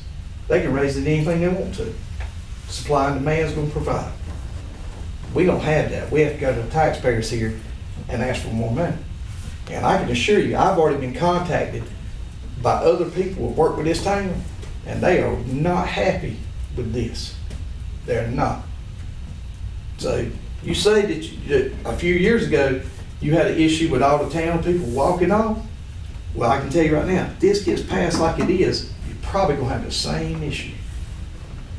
Because they're gonna be standing here with their hand out saying, we want to match this raise, or you pick up your own garbage. Just how many vacancies do we have in the maintenance department? No. None. Now, I'm not sitting here saying that the police department doesn't have an issue, but it's nationwide. The biggest problem with that is they're not respected at any level. People talk about them, they're disgraced when they go out in public, but no amount of money that you're gonna throw at that's gonna stop that. and that's why I've been, I got a tough skin, I can take it, but when everybody mentions a 39% pay raise or somewhere in that rate for one employee, and that's not the position that we're trying to fill. The problem is in the lower classifications. I understand. I really believe that, granted, I think the chief needs an increase, but 39% is, well, one is, 29%. 29% or 36%. I think we have a budget. We're only basically a month away from working our budget. We got time to figure that one out. It's the other ones that are a necessity right now. Can I jump in a little bit? So we were talking about being competitive, and that is definitely in all aspects. So whether it's our town in general, which is our tax rate needs to be competitive. When we're looking for new industry, new businesses, new homes, we have to be competitive. We can't just be the highest and think that this is where people are gonna locate. So we definitely need to keep that in mind. And then the other thing I was gonna say, the chief and I do agree on one thing. We would've been a lot better off the table this last time, have a chance to talk about it and pass it and do anything different.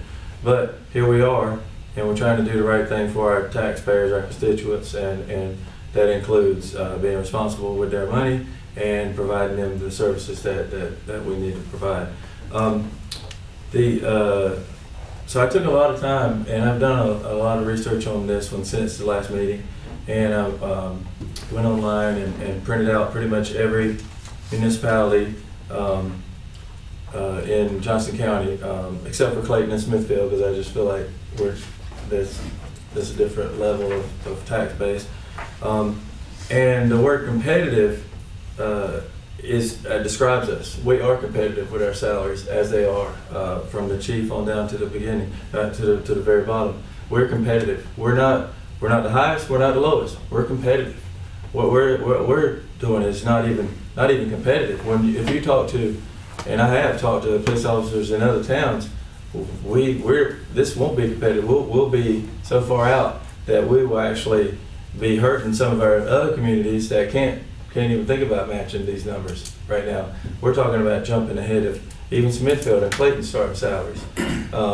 That's a huge jump, and I just think it's a bit of a knee-jerk reaction. Like the mayor said, we are going to be in budget talks in the next month or two, and I do want to give the chief something here that he can use, like Commissioner Martin says, to recruit. If a decent pay raise is where we need to be, then I'm okay with that. But I think that in talking, and this is not I don't want to reiterate, this is not Mike Rose talking. This is other towns' police officers talking.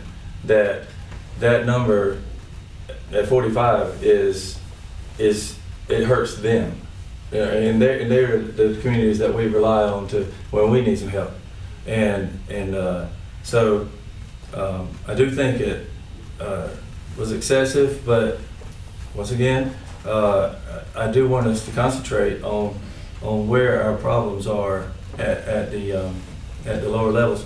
Now, talking about compression is a term we're talking about. I know that town administrator is the highest paid employee. If we get a situation where the police chief is even higher than the town administrator, are we having to look at doing something there we can't have her managing people who make more than her? I would think that might be a problem. We've got there's a lot of things looking at here, and I think that I do think that we can do something now that just gets us to budget time to where we can really see the numbers, because I do think that town administrator is very good with her numbers, in most cases, very good. Some of these projected growths do scare me a little bit, because they're pretty large projections. Let's see, I had a couple other notes.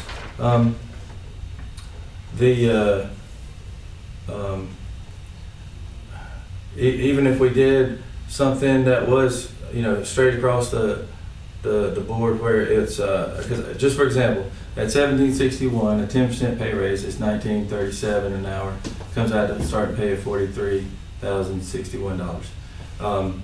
And looking at what other communities are doing to be competitive, the sheriff's department, they needed more deputies. They started with a 5% pay raise. Goldsboro Fire Department, they were looking at, they couldn't hire anybody, so they went with 5% on their lower employees. Their chiefs took nothing. They didn't get a pay raise at all. So it's not uncommon to try to address where the problem is, and to try to,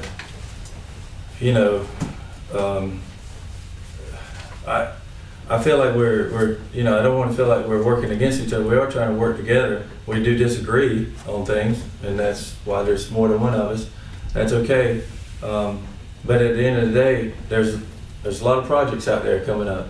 You know, we're not just talking about other people wanting more money, which is possible, but we've got some major $1 million projects that are coming up, and those are going to have to come out of those taxpayers' funds. And already at the top of the county, I mean, I don't think anybody on this board would say that, yeah, we want to be the highest tax town in Johnson County, and then go out and try to recruit home builders and businesses to come into town. That's not a badge you want to wear. So, but then well said before. A couple of things that I wanted to get back with the chief when he was going over the incentive options. A couple of things that are very, very small that I would appreciate a little more flexibility from the chief are the two things, just casual clothing and grooming standards. And I say this not because Mike Rose said it, because other policemen have told me that they would like to come to Princeton, but they're not shaving their beard. Okay? Well, it could be as little as having a beard is our problem. It fills our vacancies. These are little things. So like, you know, I would ask the chief if somebody came to you and they said, yeah, we want to work here, and they said, but I really want to keep it, you know, I'll keep it clean and it's a beard. Are we going to turn that person away and then to stick to this rule? So we're so steadfast on it. I would like for everybody to be as clean and neat as possible, but I do realize are we in a crisis or not? Are we ready to bend a little bit or not? Is this something, you know, if you had an officer, once again back to competitive, he's coming out of BLET or he's been an officer for a few years, and he says, well, Princeton's money is about like the other town, but they make us wear Class A uniforms every day in Princeton. I could go over here and be a little more comfortable. It's a little thing, it's a very little thing, but it makes us competitive. So, you know, I think that just those couple little things would be great to be, you know, to be competitive, and that's the word that's all we can do. All we can do is be competitive. All we can do is offer a competitive salary and you know, kind of leave it up to the chief for recruitment and retention and create an environment that people want to stay here and work. And we've got a great town. I think everybody would agree to that. We want to see 24-hour police coverage, but it can't be always just throw a ton of money at the problem. It is a part of the problem, but it's not the only problem.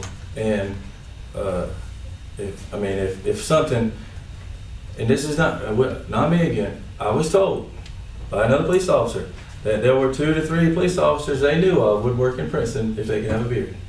How many people are we short right now? 2 people. Okay, so, and that was not, and get a $8,000 pay raise. That was just, so we've got to be flexible if we want to be competitive. And we're in a, you know, I know you all, probably we all grew up, somebody had a tattoo, it was now it's different. We're in a different world. And I think I would much rather have a guy with a nice beard and have police coverage than not have a police officer. So I'm just saying, I think that we could look at some other things to help incentivize retention. But that's all for now. Well, we can come back. I was just going to take a short break, but the way we passed a proposal at the February meeting, and in order for us to change that proposal, someone that voted in the affirmative has to make a motion for us to review a different proposal. And if that does not happen, then our proposal stays the same as is. So you want to speak before we take on the break? Yeah, I'll say this about the personal grooming.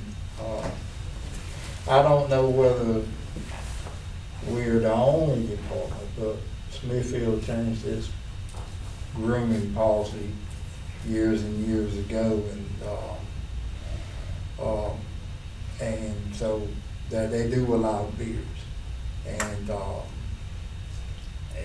being somebody from the old school, that it took a while to get used to, but over a period of time, that it really don't matter. And they still will not, I mean, you can't have that, you know, like, but I think if you do put some kind of restrictions on the length of it,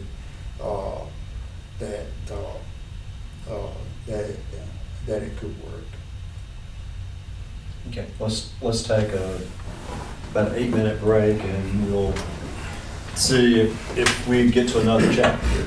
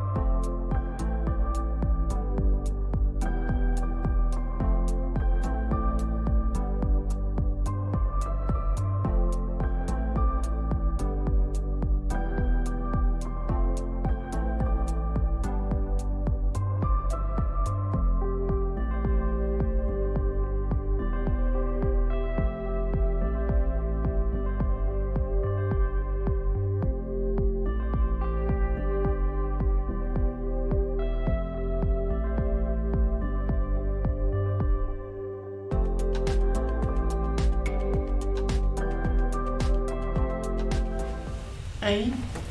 Okay, so the motion passed last time to the proposed schedule that Marla has in front of you.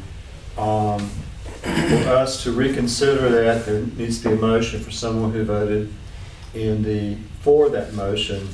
So it is time now for that motion to be made if anyone wants to reconsider the Let me ask a proposal. quick question right before that. Now, as far as the police officer one and the other ones, with the exception of the chief, are we okay with those? That would have to be considered if we had a motion to reconsider the salary package that we put together. And at that time, we could just make a motion to accept the salary packages however we choose. So we're not totally abandoning what we passed last time. It's just a motion to reconsider the salary package we had before. But it has to be someone that voted for that package to make that motion. I'll make a motion to reconsider. Yes, sir. All in favor, raise your right hand. Okay. Now, to answer your question, You began to ask for those that voted against. all voting against the reconsideration. Mr. Martin voted against. So Chief, we're in reconsideration of the salary package that we voted on the 7th. So there's discussion of keeping the lower salaries or some of the salaries the same. Mike has suggested just a percentage increase of some nature. Nothing's in writing.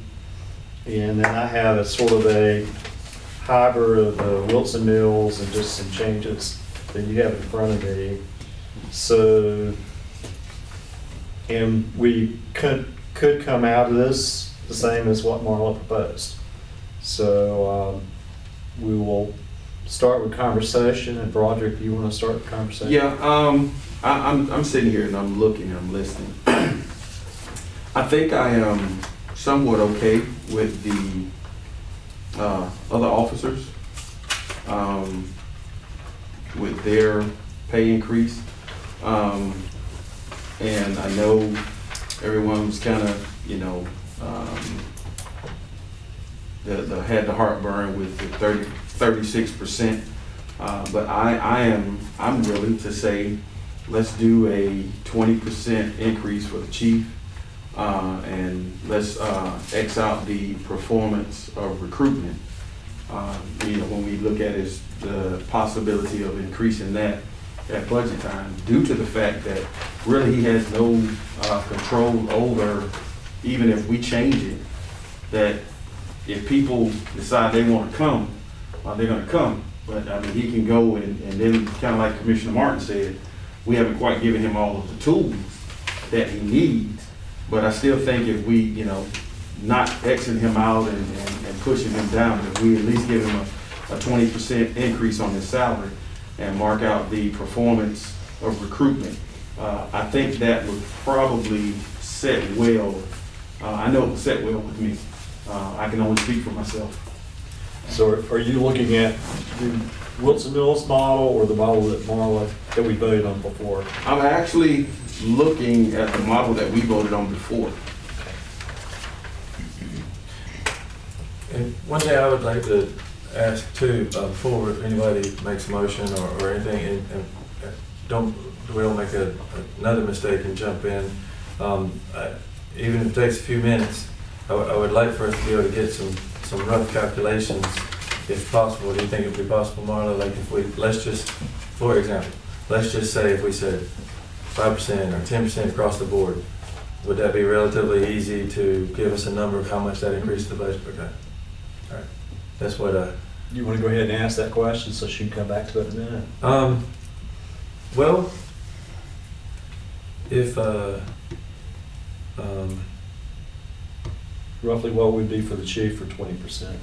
Yeah, or, well, I was trying to think of total package too, because honestly, I feel like we're getting a little into like, this person deserves this and this doesn't deserve that, and you know, it's really, and it's not about that to me. It is about being responsible with a finite amount of money that we have to do a certain job, provide police service to our people.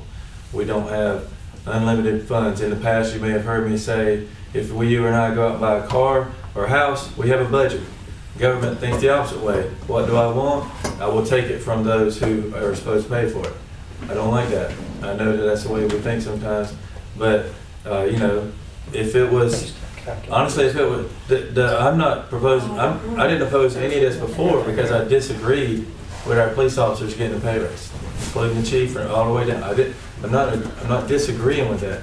I'm disagreeing with the fact that I don't think we can afford to do that and do anything else, that we're just tapped.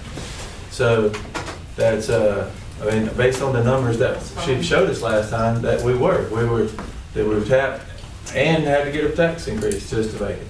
And we're kind of tunnel visioned in that we're only looking at this, but remember, all of us in here are responsible for helping to advance our water and sewer projects and our, you know, our other staff pay raises and everything else that's going on in the town. And it's not going to be, imagine this conversation with your neighbor. Well, we spent every bit of extra money we had raising police salaries 36%. Now we need you to help us fund the community building, or we need you to give us more money out of your pocket so we can raise the salaries for the public works or the town administrator or any of those things. That's the conversation that, you know, sometimes because we don't get a lot of people in here talking right back to us, sometimes we don't think about those conversations we're going to have with our constituents that we represent. So I just want to make that clear that I'm not, if we'd had a big pocket of, there's $300,000 we didn't know what to do with, we're not even having this meeting tonight. As far as I'm concerned, it's already passed, everybody got a big pay raise. But that's not the world we live in. So I want us to make us competitive as possible within our means.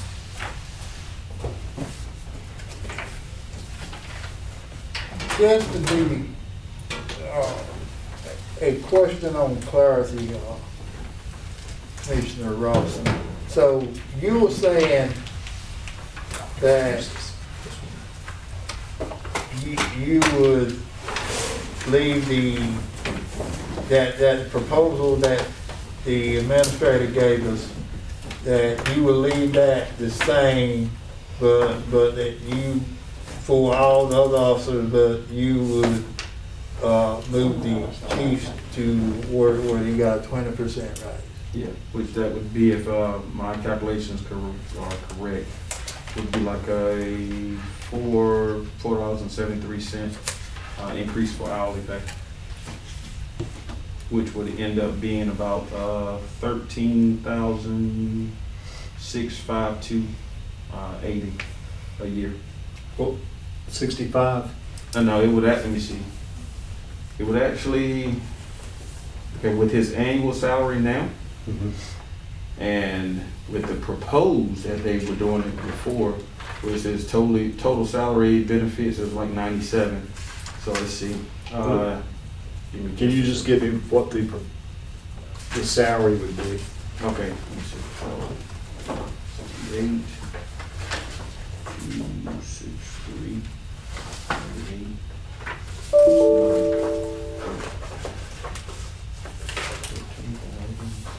Are we down, Lee? No, that's her turn. So instead of, well, the annual salary now is 68, it will put him right at 81,916.75. What would you? Okay, I'm just looking at the salary, Okay. not with benefits. Yeah, without the benefit. Okay, without the benefits, it's 68. $263.98. No, that's what it is. That with is the- currently. Yeah. Yeah. That's what I'm saying, currently. All right. 68, 263.98. And with a 20% increase with the annual salary that he is currently making, that would be if I'm not mistaken, a $13,000 raise. But 68 is after the 29.85% raise. That's already got the raise Okay, calculated. all right, well, okay. So you My would fault, take I'm sorry. 9.85% Yeah. from the 68. Okay, so just, let me go back in my numbers.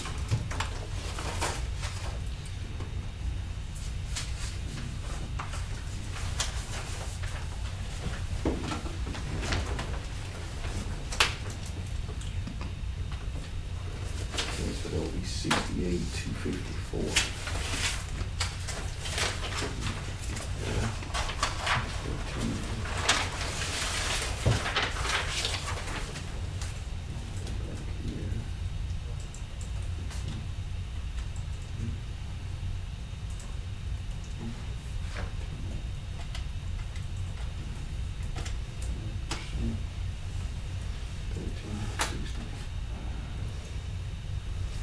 Okay.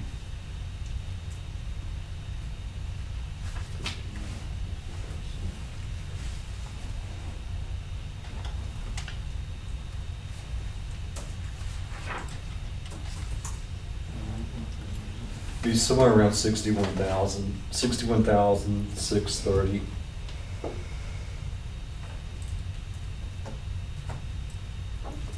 Give or take a little bit.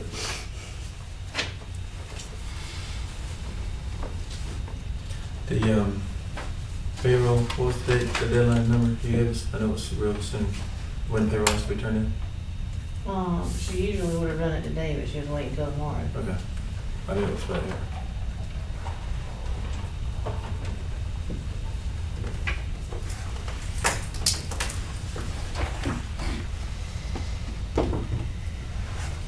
Okay, 61? Is that what you're saying? 61,630, but I may not be precise.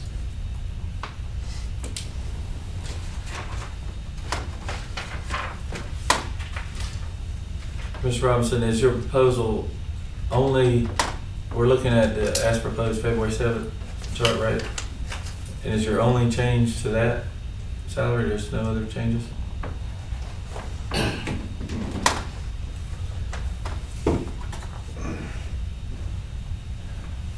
That would be my only suggestion that we would change. And like I said, take out the performance of recruit. Still, we would, come back in our annual budget session and, as it is to review. But just like I said, with the performance of the recruitment, that's really out of his hands because, he can only do what he can do. And it's just up to people. Oh, and also excuse me, let me make sure that I say this as well as, because I have it here on my paper, the Class Bs being able to allow the officers to wear their Class Bs and the grooming part being able to wear beards. That's just a suggestion at this point. You're not making it as a motion, right? Right. Okay. Just suggesting that for right now.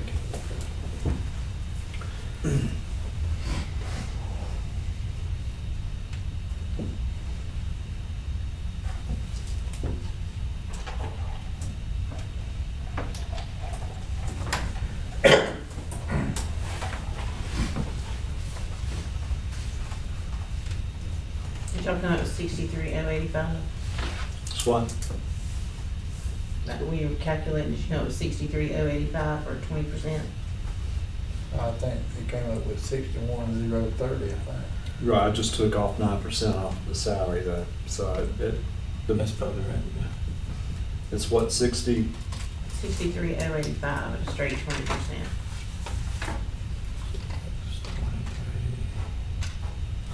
Okay, all right. Yeah.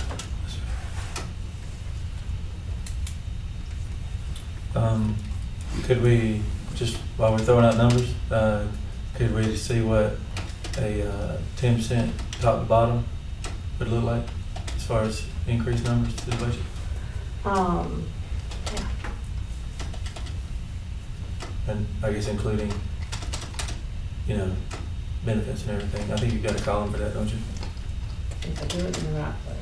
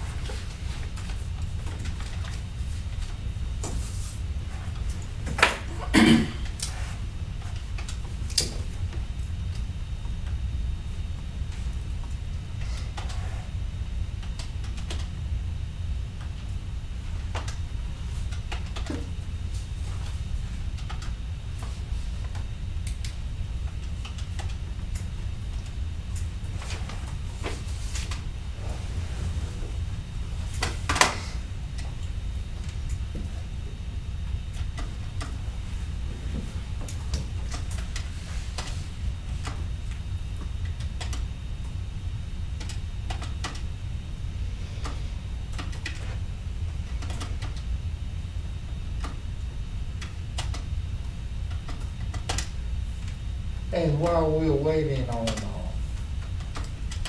the administrative information, let me ask the board this question. So,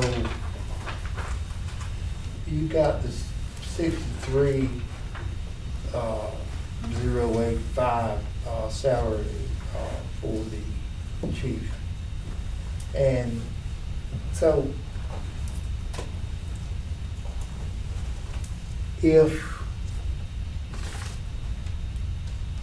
if we needed to get another chief,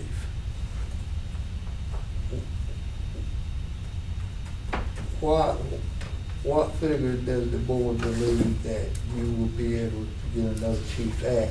Because you're talking about paying the one that's been here for 10 years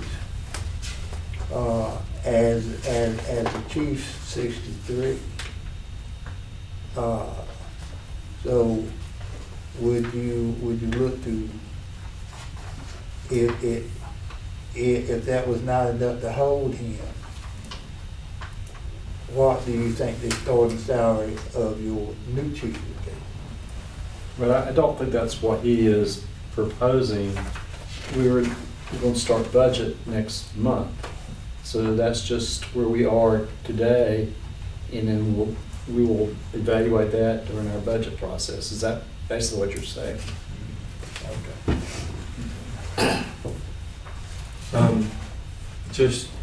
Just for comparison's sake, because once again, competitiveness is what we're after. Towns that are similar size, Pine Level, Police Chief 53,177, Four Oaks 53,434, Kenley 57,429, Micro 52,250. So.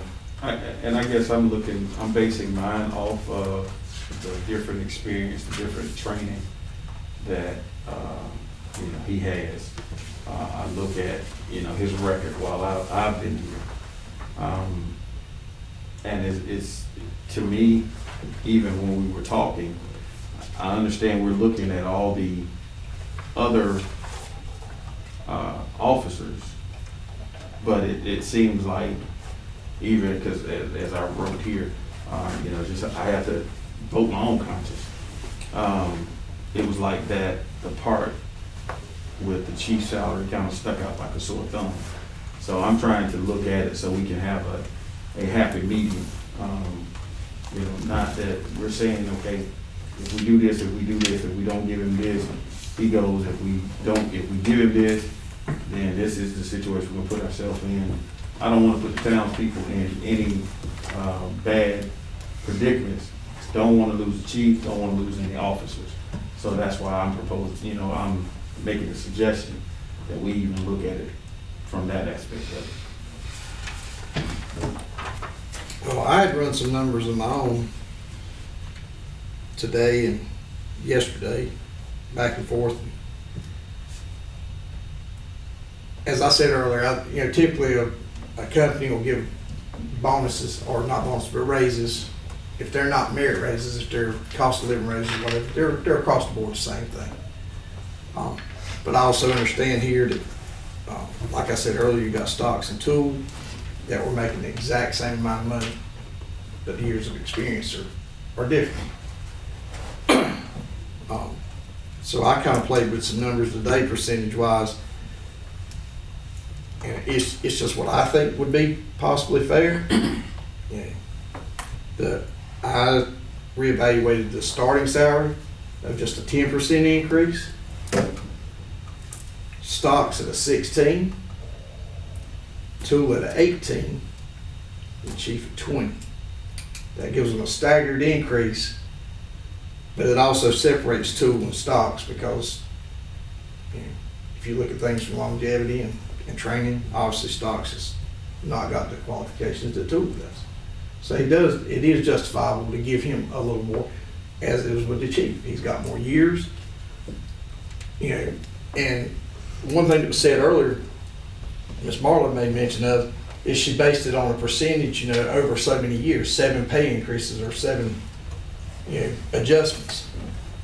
My question is why did it take this long to get the adjustments, and now all of a sudden we're sitting here with one massive adjustment instead of doing it over a period of years, and we could have eased ourselves into this situation instead of just running off a cliff. And what, Do you have a total of your number? Not exactly. I've been sitting here playing with them tonight too, so I've kind of jumbled them up. But You want this? are you? I got mine right here. This is straight 10%. Well, it's really easy to figure. You figure, let's start with Can you blow it up? I'm sorry. the starting salary. Starting salary Oh, probably. was 37, 38.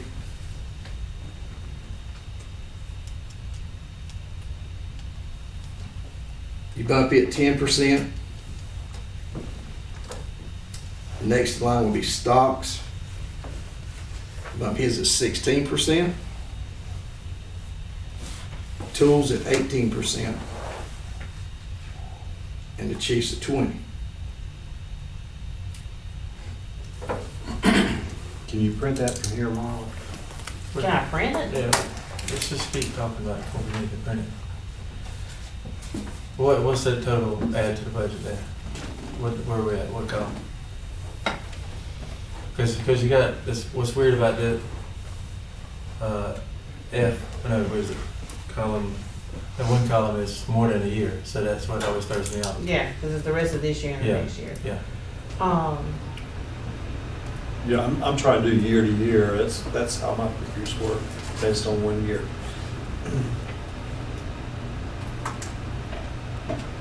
Instead of 15 months, which throws me off.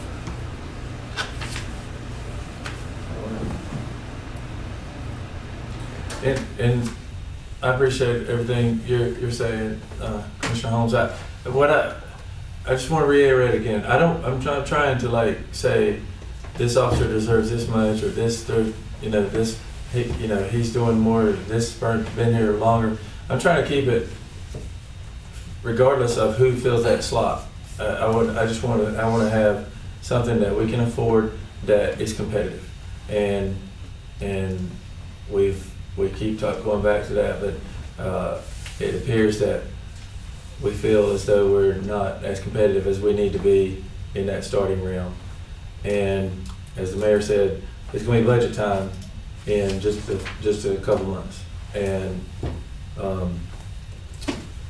that's why I want to see just some numbers like this that we do. And I feel like that's where we kind of messed up last time, is we should have looked at just where the problem is. Let's go ahead and attack that, get the budget time, and then do big picture stuff. But that's when we have a lot of time. We meet multiple times. We see multiple scenarios. Projections are more accurate at that point, and we can be a lot more accurate with what it's going to be in the future. It's not I think I honestly think whatever we do, whether it be 5%, 10%, 15%, whatever, it should, just so we keep the spacing as is important, is just straight shot. Whatever that number, and that number is not based on what I think the officer deserves, it's what we can fiscally and whatever we can afford. And I can understand what you're saying, I do. But I also understand that when you got an officer who's been here for 4 years, Oh, yeah. and one that's been here 1 year, Yeah, I if you agree. bump into the exact same thing, the one that's been here longer is gonna feel a little bit slighted. Yeah, no. Because they shouldn't be making the same thing. And that's why I was getting back to a while ago of, Chief Sutton, his all of a sudden needing 7 increases. Mm-hmm, What happened to those increases over the 7 times that they were available? mm-hmm, Why won't they give him then? mm-hmm. Now all of a sudden we're taking this bus, we're filling up, we're gonna run it off a cliff because all of a sudden now everybody's got to have some sort of change at one time. Where if Tool, over a period of 4 years, if his had been evaluated and he'd have got raises along, he wouldn't be making the same thing that Stocks is. Have you been able to do the math yet, or? No, I just went percentages because, like I said, she was doing. So she'll need to do that, okay. Yeah. Okay, So okay. that way I know they're accurate. Don't trust my math.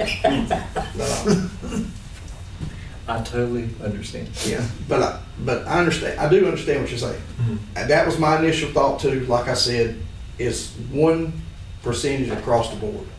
But I also understand that if a man has been, officer's been here for an extended period of time and he's not been given the proper raises he should have over the years, we got to compensate it somewhere. And it needs to be a little bit different than it's been here a year or somebody's just coming home. You can give, new hires a 10% or 5%, whatever.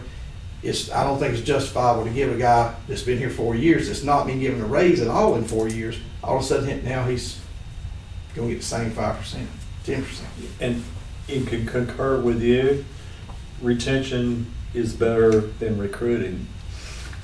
Recruiting is saying. our mission, but if we lose someone that we. Well, exactly. I don't wanna see anybody leave, but, I think in the future, we need to definitely look at this So I guess, annually to see where these raises stand. I think we're in exact agreement. I just think that somehow there needs to be a rubric, there needs to be a rhyme or reason, not just 2% or is better, he's been here a little longer. Like, it should be a reason why somebody's been here 4 years gets paid a little bit more. And I think that's part of that study thing, right, where they would be able to advance more like that, yeah.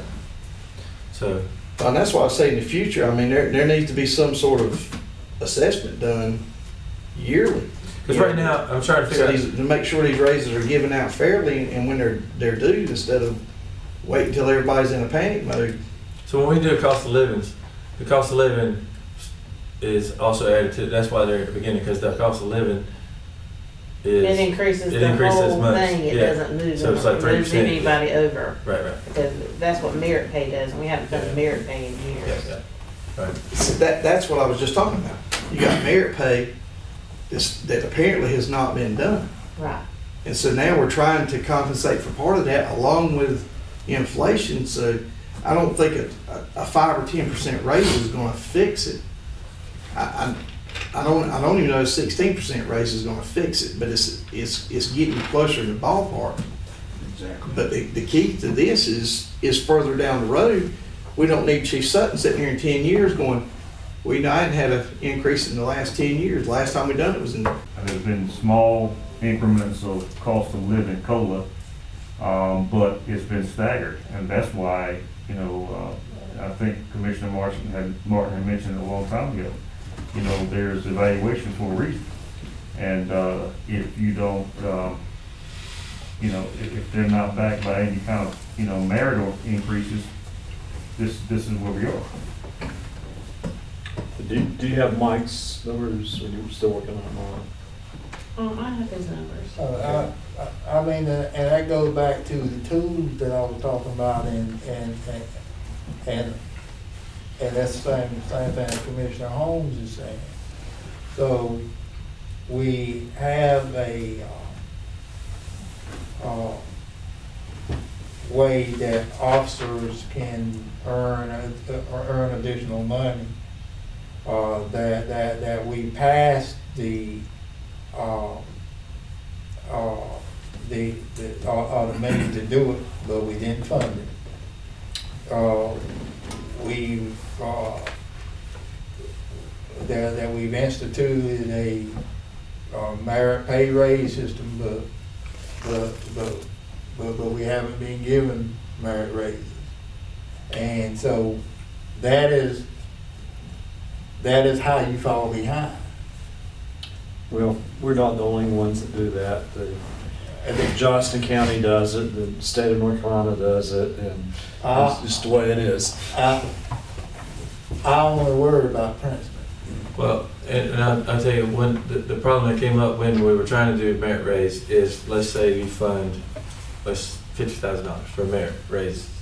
Well, all the departments, police department, public works, everybody, it's small, small group of guys, and it's not like there's 100 people, and they work so closely together. So at the time, most of what I heard from employees was, if you've got that money, just give us all the, all you can, and don't make us try to stab each other in the back for it. Because if you've got the money to give us a raise, give us a raise, because it was so little. That was what that's what I understand that, but I also don't believe in that. I believe in the policy, if you want more, be worth more. Plain and simple, that's why it's called a merit raise. I mean, you get one guy that sits around and just does the bare minimum of what he has to keep his job, but you got another man out here that's, hustling and getting it done, getting his training. You're gonna give him the same thing? Mm-hmm. Where's the incentive to do any better? Yeah. Not arguing, just saying that was the. Oh, I know, but I'm just saying, that's the problem with that. I mean, it's great if you don't want to ever pay anybody any more money, but if you ever want to increase people's knowledge and making them worth more, you got to offer them something. Yeah. You keep leaving them stagnant in one spot, they're never going to try to get any better because there's no rewarding.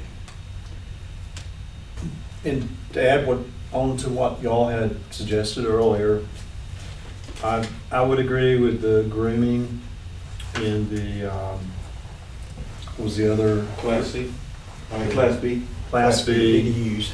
In a take-home vehicle with modifications in case of a vehicle was out or whatever. And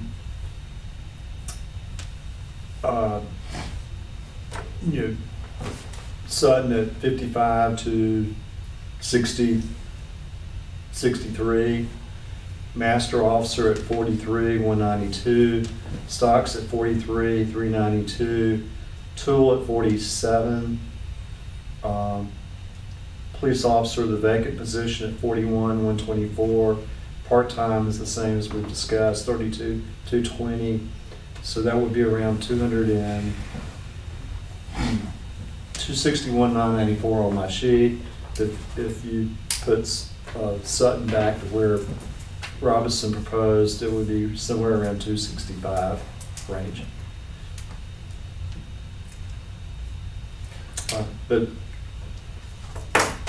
And that's about a 15% cut from what we proposed earlier.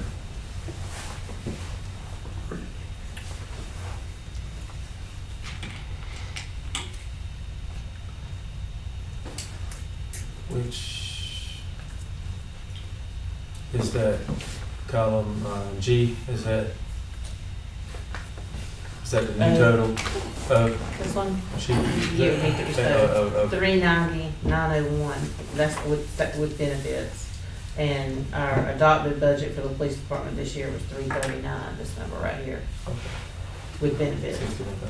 61,000. So how much is it? 339? 51,000. Huh? So it's a $51,000 pay increase. Okay. What is the base salary now? For who? Police department. 339, 255. Where she got her cursor right there.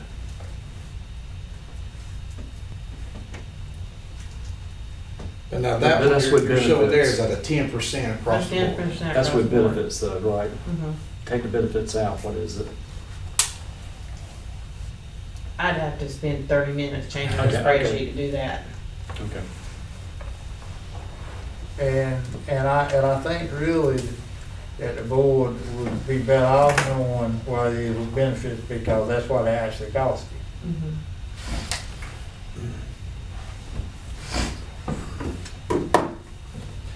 So, the question then is good, you know, affordability. So we're only, what, how many, 3 months in this budget would be affected?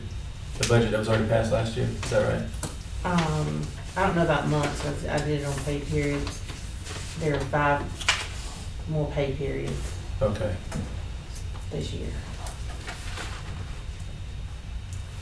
So, this budget year, um, which is 10 weeks, so 2.5 months. Is that right? Sounds good. Okay, what's our base salary now for the beginning officer? 1761. Huh? 1761. 1761 times Two, I got you. 3. Hold on. 2.3? 37,249.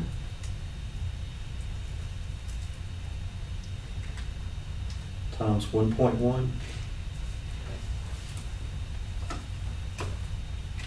I had that number. Mm-hmm.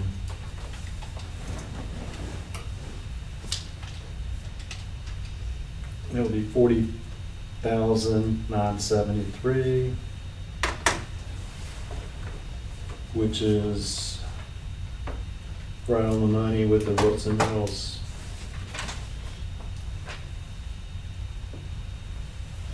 Okay, the reason that the number that I'm showing is not the same as the mayor's is because our current part-time officers already have gotten that 5% increase for completing their Understand. probation. I So understand. that starting pay only lasts 6 to 12 months and automatically goes up 5%. So I usually just calculate a higher rate. You save a little bit, but you don't know when you hire them, it's gonna be 6 or 12 month probation.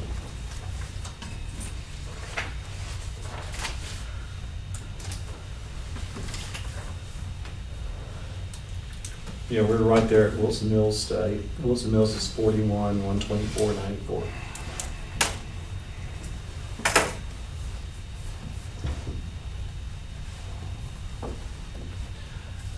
So just doing the math, yeah, 43,061, a 10% across the board. That's starting at 43, which if you remember that chart is very competitive. The only one I think above us at that time will be Fairleigh Smithfield.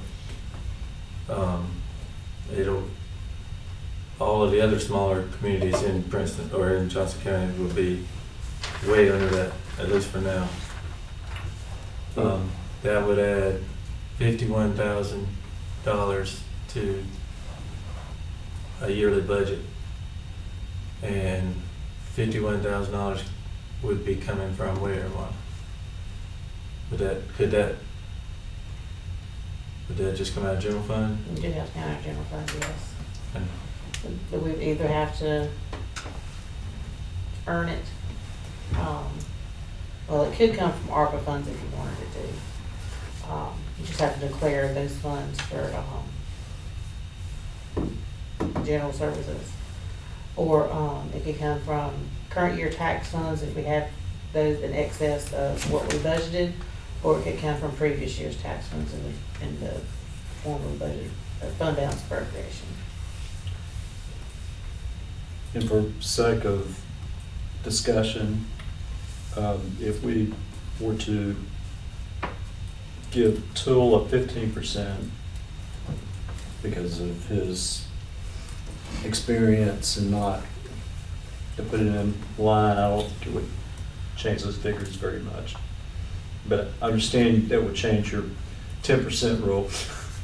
well, it's not just that, it's arbitrary. It's just like, Well, he's been here a little longer than 35%. There needs to be a step, and that's something I think if we get to budget time, we can say that, you know, the beginning officer is here, and with each year, there's an advancement that we could incorporate so that we'd experience. Because that's a lot of the things, these incentives we're talking about, you know, it's opportunity for extra pay. And there's at 43,000 for starting pay, we're not just competitive, we're better than almost everybody. So I mean, we're better than competitive. But And well, and the last thing I was saying, that adds $51,000 to our yearly budget, which is affordable. Everybody benefits. Compression is still is taken care of. We still have distance between spots, and we're not looking at tax increases. We're got a little bit of money for other projects. Just go ahead, Commissioner Moore. we are, If you go up 10%, your start pay would be $49.73. They get to that other number at the end of probation. Well, that's still very close to the 41. 40,973. So is it not 1761 now? At the end of probation. Oh, okay. So probation lasts 6 to 12 months, and then it becomes 1761. That's very close to the Wilson Mills model. So that's what I was saying, you don't, when we budget it, we always put in the after probation number. I got you. Because we don't know if the person we're hiring is gonna do a 6-month Gotcha. probation or a 12. Gotcha. So we've got to have enough money. Commissioner Martin has the floor. the hopes was with the 45. We were hoping that we could get someone seasoned from another department. That was what we were looking for. And the 40 and 41 is only gonna get you a rookie officer. And most rookie officers are looking for the next big thing. That they want action and they want money. And we will, and basically, you look at the last 2 or 3 hires that we had, very good officers. But that money and that opportunity led them away. What we're hoping for is to get someone that is an older officer, seasoned officer,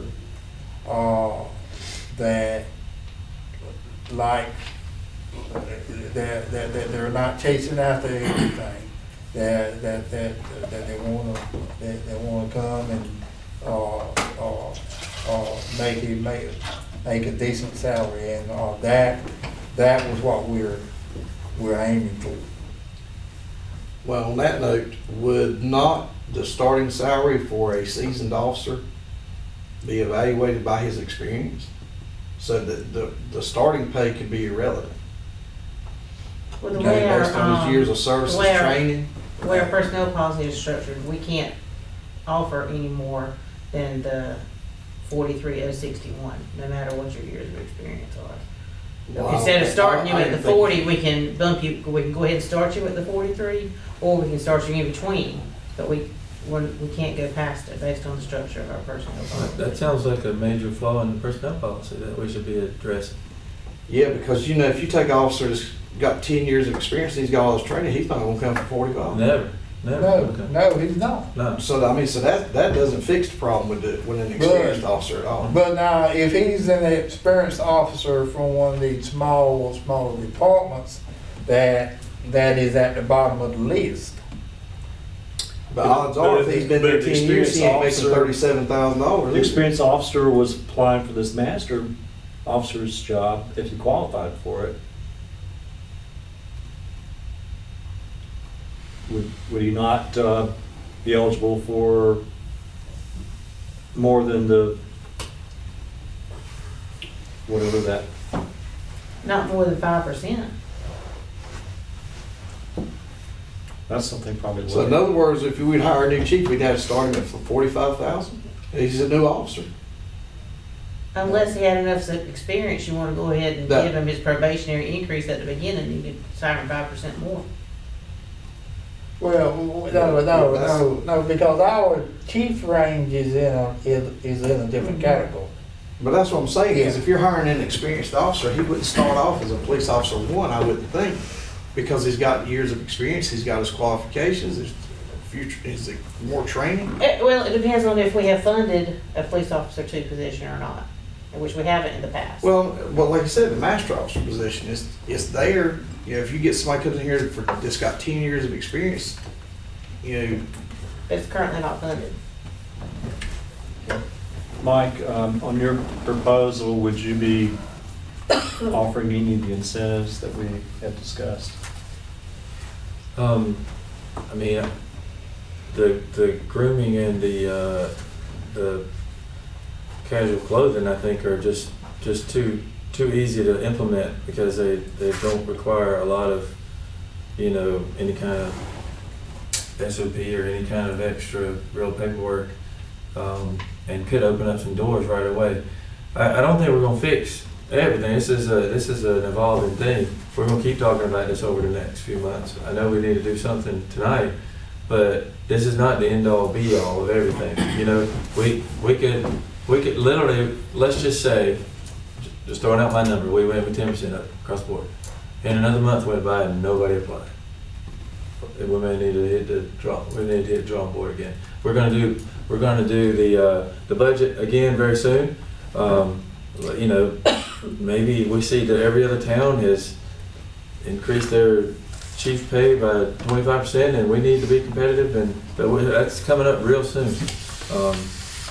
I don't think we need to fix everything right now. We just need to make sure that we are competitive and we get these spots filled, and then we've got time to work on these things. Like, there's a lot of things right here. Even the chief agreed that some of these things are something we can work on, but like this, field training officer, I'm sure that you would have to take some time to go through and work up the criteria to how to get that 2.5% and like if, for example, a bachelor's degree, I would assume that would need to be in a related field. We wouldn't get somebody who was a kindergarten teacher to give 5%. That wouldn't make sense. So there's a lot of things to hammer out here in these incentives. But what we need to do tonight is we need to get 2 people on staff as soon as possible, fill these vacancies, and keep fine tuning. Okay, you're somewhere closer to Mike. Would that be it, Mike? I think it's close. Okay. And are you still where you were previously? Or? I am, if I was gonna go with either, I would be more inclined to go with the suggestion of Commissioner Roberts. And really, Commissioner Holmes, I don't think that you were that far off from what he has actually proposed. So just $51,000 what we're talking about add to the budget at a 10%. Commissioner Robinson's proposal would add how much? No. Okay, go ahead, Marla. You get more.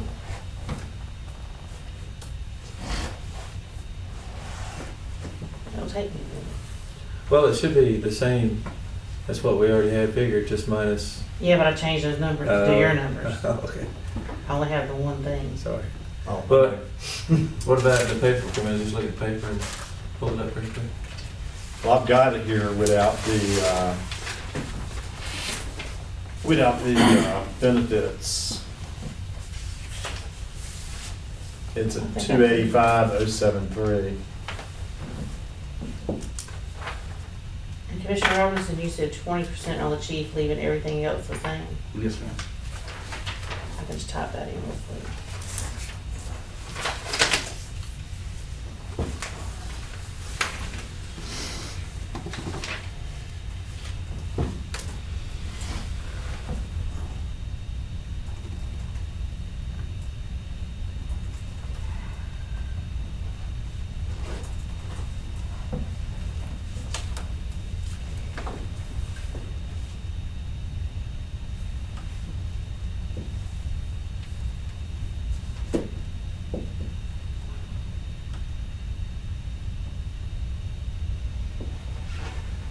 This is at 405.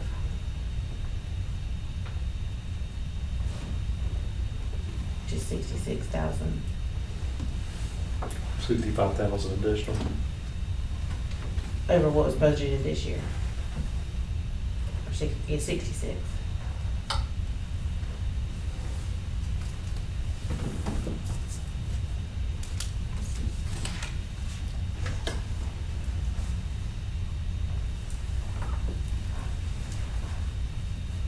And that would be you were,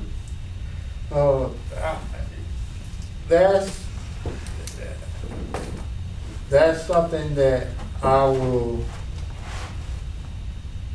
live with. And just state again that, well, y'all have already heard my concerns about the chief, that I really want to we try and do everything we can to keep him in place. Because it makes more sense, and it's also gonna be cheaper. well, my objective tonight is to try to get consensus. We may not get consensus, but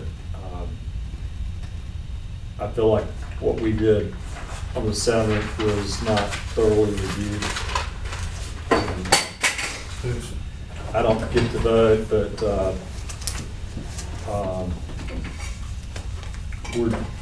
we're going to be examining a budget in the next 60 to 120 days, and I feel Mike's probably closer to being where we need to be, and then we can really tackle it during our budget process. But this at least gives the chief incentive to go out and recruit new employees.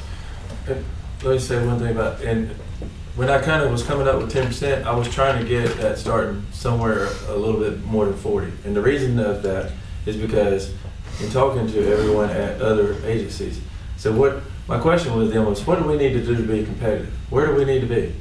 And they were like, if you can get right around 40, you'll be competitive. Anything a little better, you'll be even better. So that's that. Like I said, I'm not just drawing numbers or what Mike Rose thinks. It's that's what they were telling me, and so that's why I kind of come up here, and that's why I think it keeps us in the ballpark without bankrupting the town. It gets us competitive, even more competitive than we are now, and it gets us to budget time. It was just a couple months away. Marla, can you do 12 just to see what the difference is? Mhm. Okay, just for. 12 across the board. Mhm. That will get you probably somewhere close to 41. Hopefully. Well, if you just want to know that number, I can tell you that. Okay. What's that? 40,973 right now. That's Yeah. 12%. Are you willing to go with Commissioner Robinson's figures? The general fund, what kind of dent would that put us in for the rest of this year? You gotta let me finish Okay. applying it, if I can tell you Sorry. that. 2 questions at one time. That's easy. Because I also like peace, Peace is good. very good. And if we're gonna start a war, don't want a whole bunch of bullets flying. Don't want to go to Europe either. So that brings you down to 396, which is about $57,000 Yeah. more. But So that's another $6,000 increase. why don't we give yours a try? Try and see what we come up with. Just a suggestion.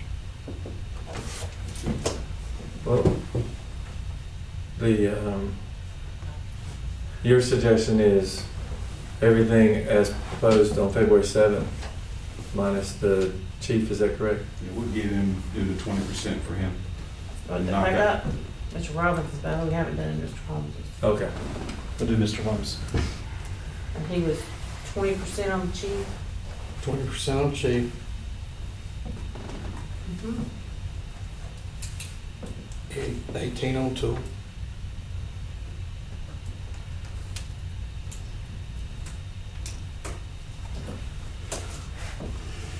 $16 on stocks.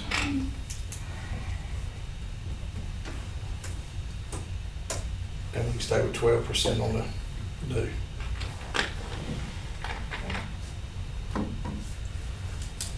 Hope they've written down somewhere. I'm writing them all down. That puts us at 407. So, Which is I hate about to, 69. I get completely where you're talking about, but as far as one need a little bit more, but I just feel like we gotta update personnel policy and the way for advancement before we can just throw out a random number just because it seems like it should fit. By keeping everything completely even, it just shifts it. And then that gives us time to then go and say, there should be a way somebody who's been here advance. But right now, there's like next year this time, or let's just say one of these guys leaves and another guy comes in and he's an experienced officer. We don't have any way to reward that experience from another department. Not to cut you off, but Yeah. I think what I'm proposing, we kind of eliminate that for a little while. Instead of having a turnover. I think, and I'm just speaking for myself, I think the chief would probably, he could probably deal with that better. And I think the guys could probably deal with that better, and it would probably help us with the retention. Being able to get some people in here, because it's just like a kid, just like you say, put a piece of candy in front of them, they'll grab at it, they'll go for it.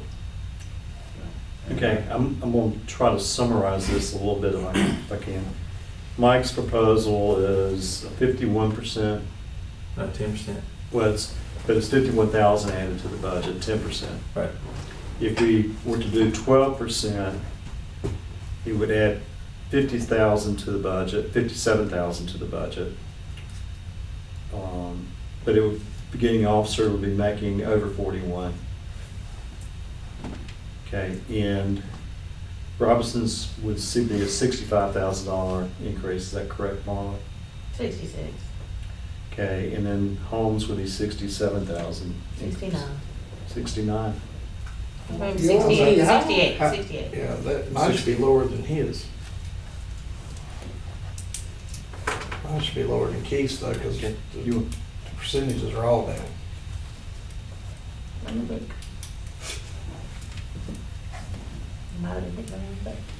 Well, if yours, the starting salary for the. It's 12%. He's leaving it the same as it is at and- 45. And so that would be 41,718.88. 12%. 8%. 16%. 12%. Keith, are you doing okay? Backwise? Or you I think when I got up a little earlier, that kind of helped me out a little bit.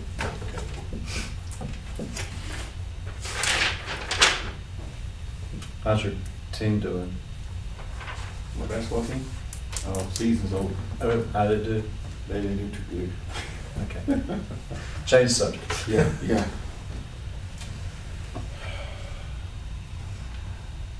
Working on it. I think the difference is, Mr. Robinson's came down such a big percentage on the chief's salary.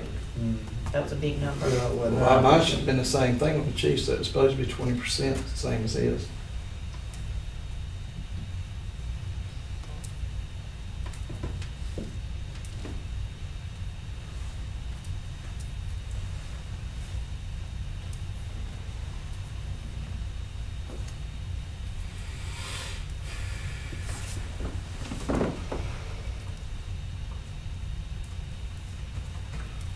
take a 5-minute break and we'll get it worked out.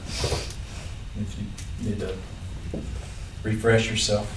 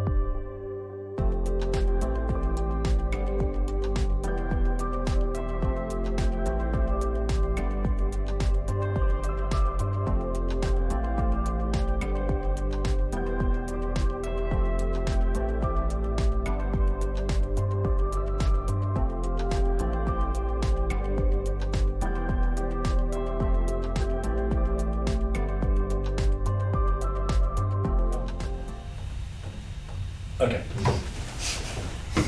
So now, obviously, that in the past, the master officer position had not been funded. So if we had someone to come on, and if this person came in the door and he had the experience, would that person necessarily go into the master? No, sir, he would still need to apply for it, he or she, and then, after receipt of the application, then, they need to go through a oral board and assessment. So it's not an automatic, shoe-in, which is, not something that the, Department of the Town wanna make a habit of. You don't wanna just give anyone position, they need to actually qualify for it and go through a, oral board. That's how we do our candidates. They sit before a group of 4 or 5 people, and who are who have rank, and they're asked several questions that are candidate questions that were generated, and everything is based off a point system as to how they answer the questions and how they respond. So now, because I'm beginning to wonder, for our purposes, whether or not we should, doing the calculations on on the positions of a master officer, or whether or not we should be calculating at the, at the position of police officer. We're only talking about $2,000. It's not the biggest. Because the master officer's position is at 43,192 and we're at 46,794. And in Stocks' numbers are fairly close to that already. It's not, but I do have a question leading up to what he, when Lieutenant Bradford, he was hired as a sergeant, right? No. No, he was part-time, then he went full-time, then he was promoted to sergeant, then promoted to lieutenant. Okay, did he have to go through all the same criteria that you just described? He did go through an assessment. Okay.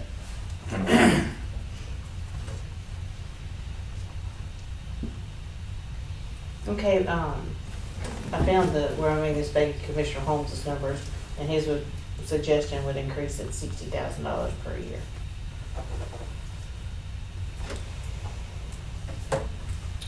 And Commissioner,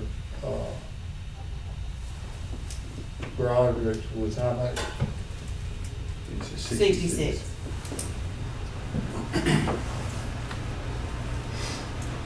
And I had written down last note, last meeting, minus the change on the chief's salary. We were estimating, and maybe it was a quick estimation, it was wrong, it was gonna be a $100,000 increase, what we had proposed before.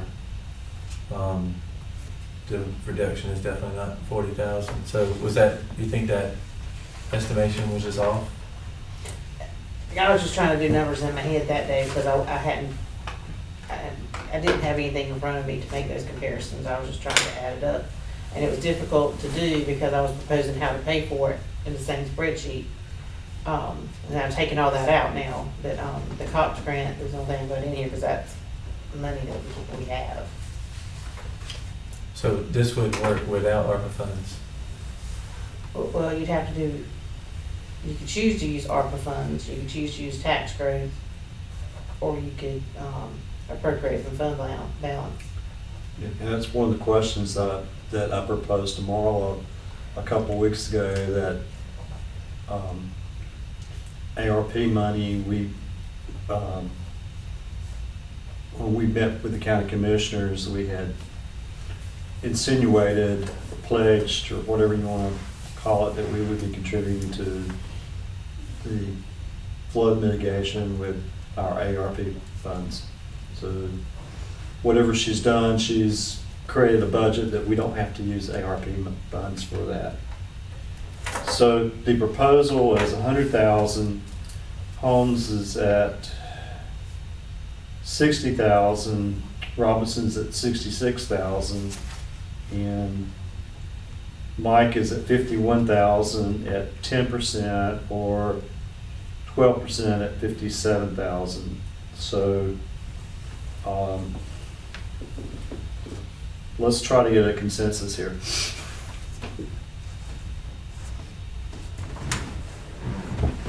Well, I think we probably have the consensus at Commissioner Robinson's. It sounds like we do anyway.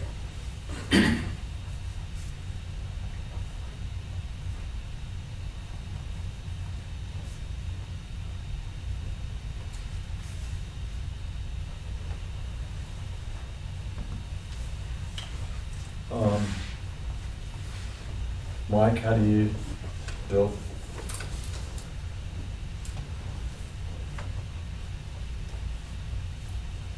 Not putting any pressure on you. No, I'm just still thinking.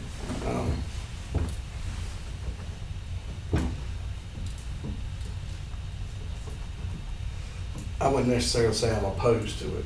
It's just not what I was shooting for.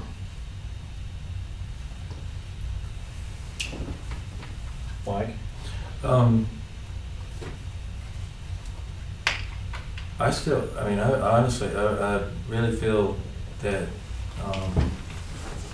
10% across the board is more than most competing departments are doing. It puts us at or above a number that everyone that I've talked to said it will be good. It puts us at or above all of our other communities that we are competing against. I don't know if we can't compete paying more than they're paying, then what? I don't understand. So I still reiterate that we got a budget time coming up. We work real hard to try to have a fund balance. The state requires us to have a fund balance. This dips into that fund balance significantly, and on a budget that was approved, almost a year ago. So I think 10% gives the chief the tools that he needs to recruit and gets us to a point where we can make an adjustment if we still need to without because we're these are long-term commitments. I mean, we need to know that if there's a downturn in the economy in the next year or two, or Pinecroft doesn't get built, or some of these other projects that we're hoping and counting on to pay for these things, we're going to have some real hard decisions to make. So I just don't want us to get overstretched. I can understand the police chief and the police officers being a little upset with us coming back and revisiting that, and I would offer my sincere apology, and I hope that they understand that at least my hesitancy, and I think everyone else's hesitancy, is not that they are not deserving. It is that if we are to be competitive as a town, we have to have a competitive tax rate, and we have to know that there are a lot of projects going on in addition to the police department. And if they're realistic about that, I think that they should understand. And I'm all for let's look at some real incentives when we're talking budgets in a couple months. But I personally, the economy has been rolling for some way through all this pandemic, and area has done very well.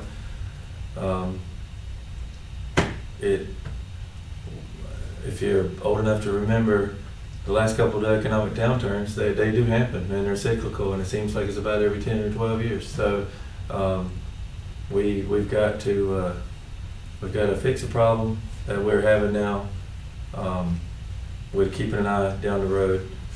So I think all of our proposals are really pretty close to one another at this point. I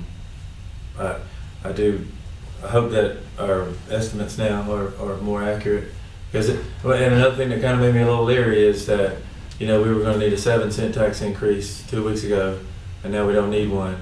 And it's the same numbers on the top of the spreadsheet. So I just want to make sure that we're not overestimating anything. And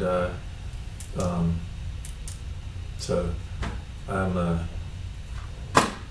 that's where I'm at. I just it's tough. Could you go with 12%, which is 57,000, which is closer to their numbers? So we just have a percentage across the board rather than having numbers that are. I'm just asking everybody. Is that a? Well, and that's why I did what I did, because this is exactly what I was expecting. So I was trying to come up with, as I said, a happy medium. Okay. To give the ones that we have told that we were going to give something, to get them at least close to what they were promised, but to also help bring us back down to something you know, a little easier to swallow.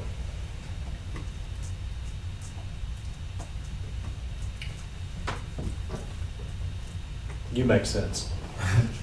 I like, Don't say that many times. I like, uh, knowing that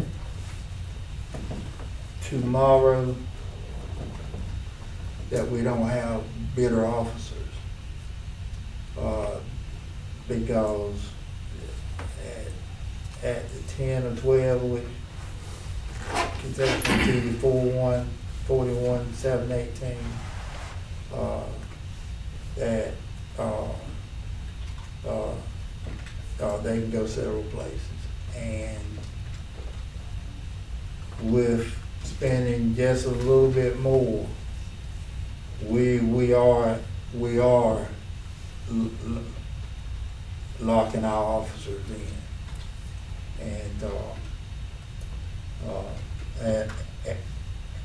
And I just see that as the wise thing to do.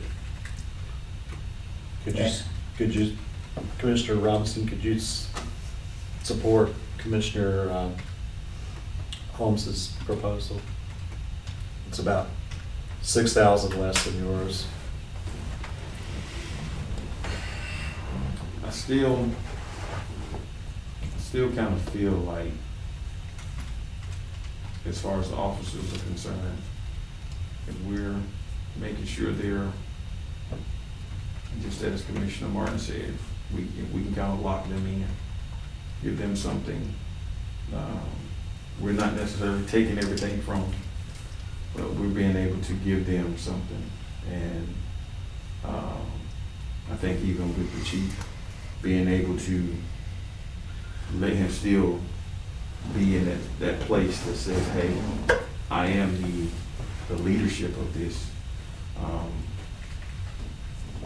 I think that will literally help us. I mean, I know it's $6,000 more, but I just, like I said, I gotta go with my gut and my heart. Mike, do you want to go your increases per position just one more time? Go over them. We'll start with stocks. His, on the original one we voted on, his would be 21.75% increase. I was looking at 16. So he would basically be going down 5% from what we proposed. Tools was 27.54. I proposed 18%. And Chiefs was 29.85. I proposed 20%. And the new officer would be 12%. 12%.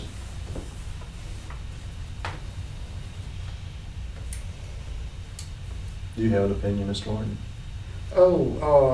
That I've said mine, that I think that Commissioner Robinson is correct in his assessment, and he is going to help us have a peaceful police department tomorrow morning. Chief may be upset a little bit that he lost a little bit of money, but he still got a 20% raise. That officers are going to be happy that they didn't lose anything, and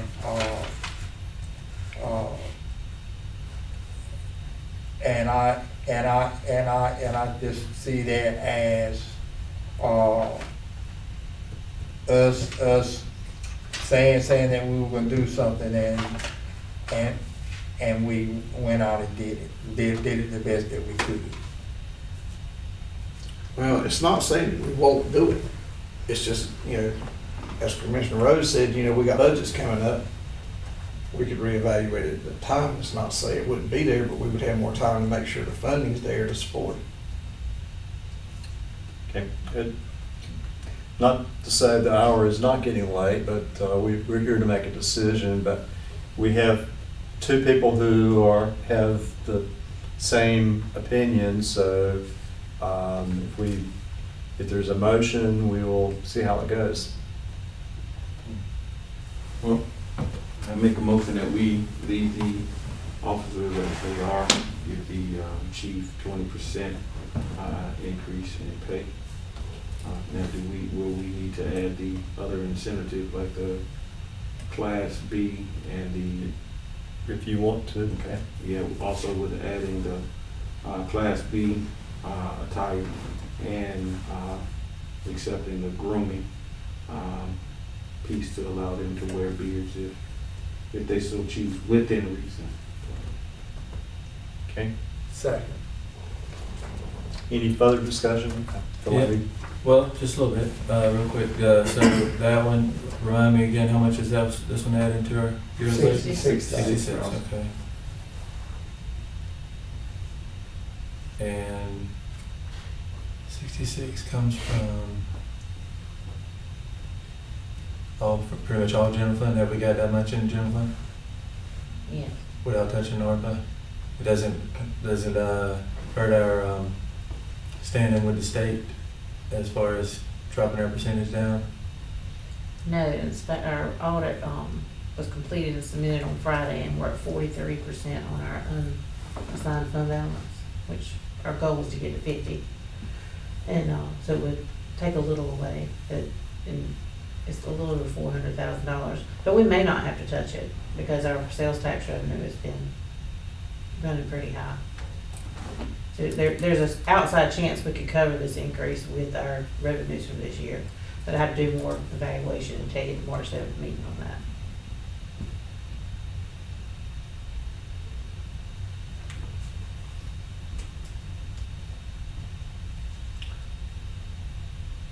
We want to give the chief as much leverage as he can to go out and recruit. And certainly, I don't want to disappoint our current officers with anything that we have,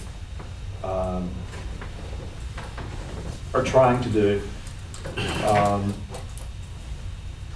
I like 12% better. But these numbers, that would be 57,000. I don't get the vote unless it's a tie. So, is there any more discussion? So just to clarify, the number at 12% is 57, and what we're voting on is a 66 increase, correct? That is correct. And you can, this, let's see, is this the one you sent out? Do you think we can do this with no tax increase in the foreseeable future? Yes.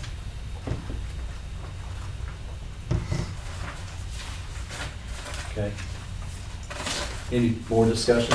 I pointed out to Mr. Robinson, one other thing I would like to see added to it is, in the incentives, is women to wear outside documentation. Do Commissioner Robinson and Commissioner Martin agree as a friendly amendment? That's how I agree. Okay. Can I just comment, is that appropriate that we make different rules for different genders? Can we do that? That was one of the ones that. I know it was on the list, but I had a question about it right then. I was like, you have a female that can wear exterior and the male says, well, I want to do that. Is there? If you're gonna have, you're gonna have to have some balance there. So if you say that the females can wear theirs on the outside, if other officers, they might question that and say, why can't I wear my out of carry? Do you have a problem with it being gender neutral? Any officer can? I don't have a problem with it as long as it's, Is it, would that have any effect on the department? I know appearance-wise, it's not the same. But Appearance-wise, it makes you look more tactical. It does. And that's one thing that departments are trying to get away from. It does. It makes Well, you- let's address that at our next board meeting Yeah. and just address the motions on the table. okay. Well, and the only reason I was bringing it up because it was put on the list by the officers. Well, and once again, we're fine tuning. These are all things that, I think there's some things on the incentives that we should still be addressing in the future months. All right. Could the motion be repeated, please? Make a motion that as far as all the other officers are concerned, the amounts stay the same.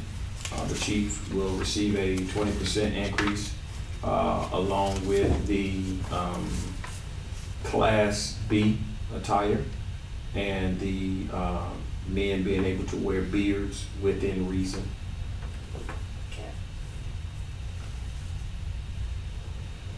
And with that, if there's no more discussion, all in favor, raise your right hand. All opposed, motion passes unanimously. Consensus is made. All right. Well, y'all, it ain't been fun. But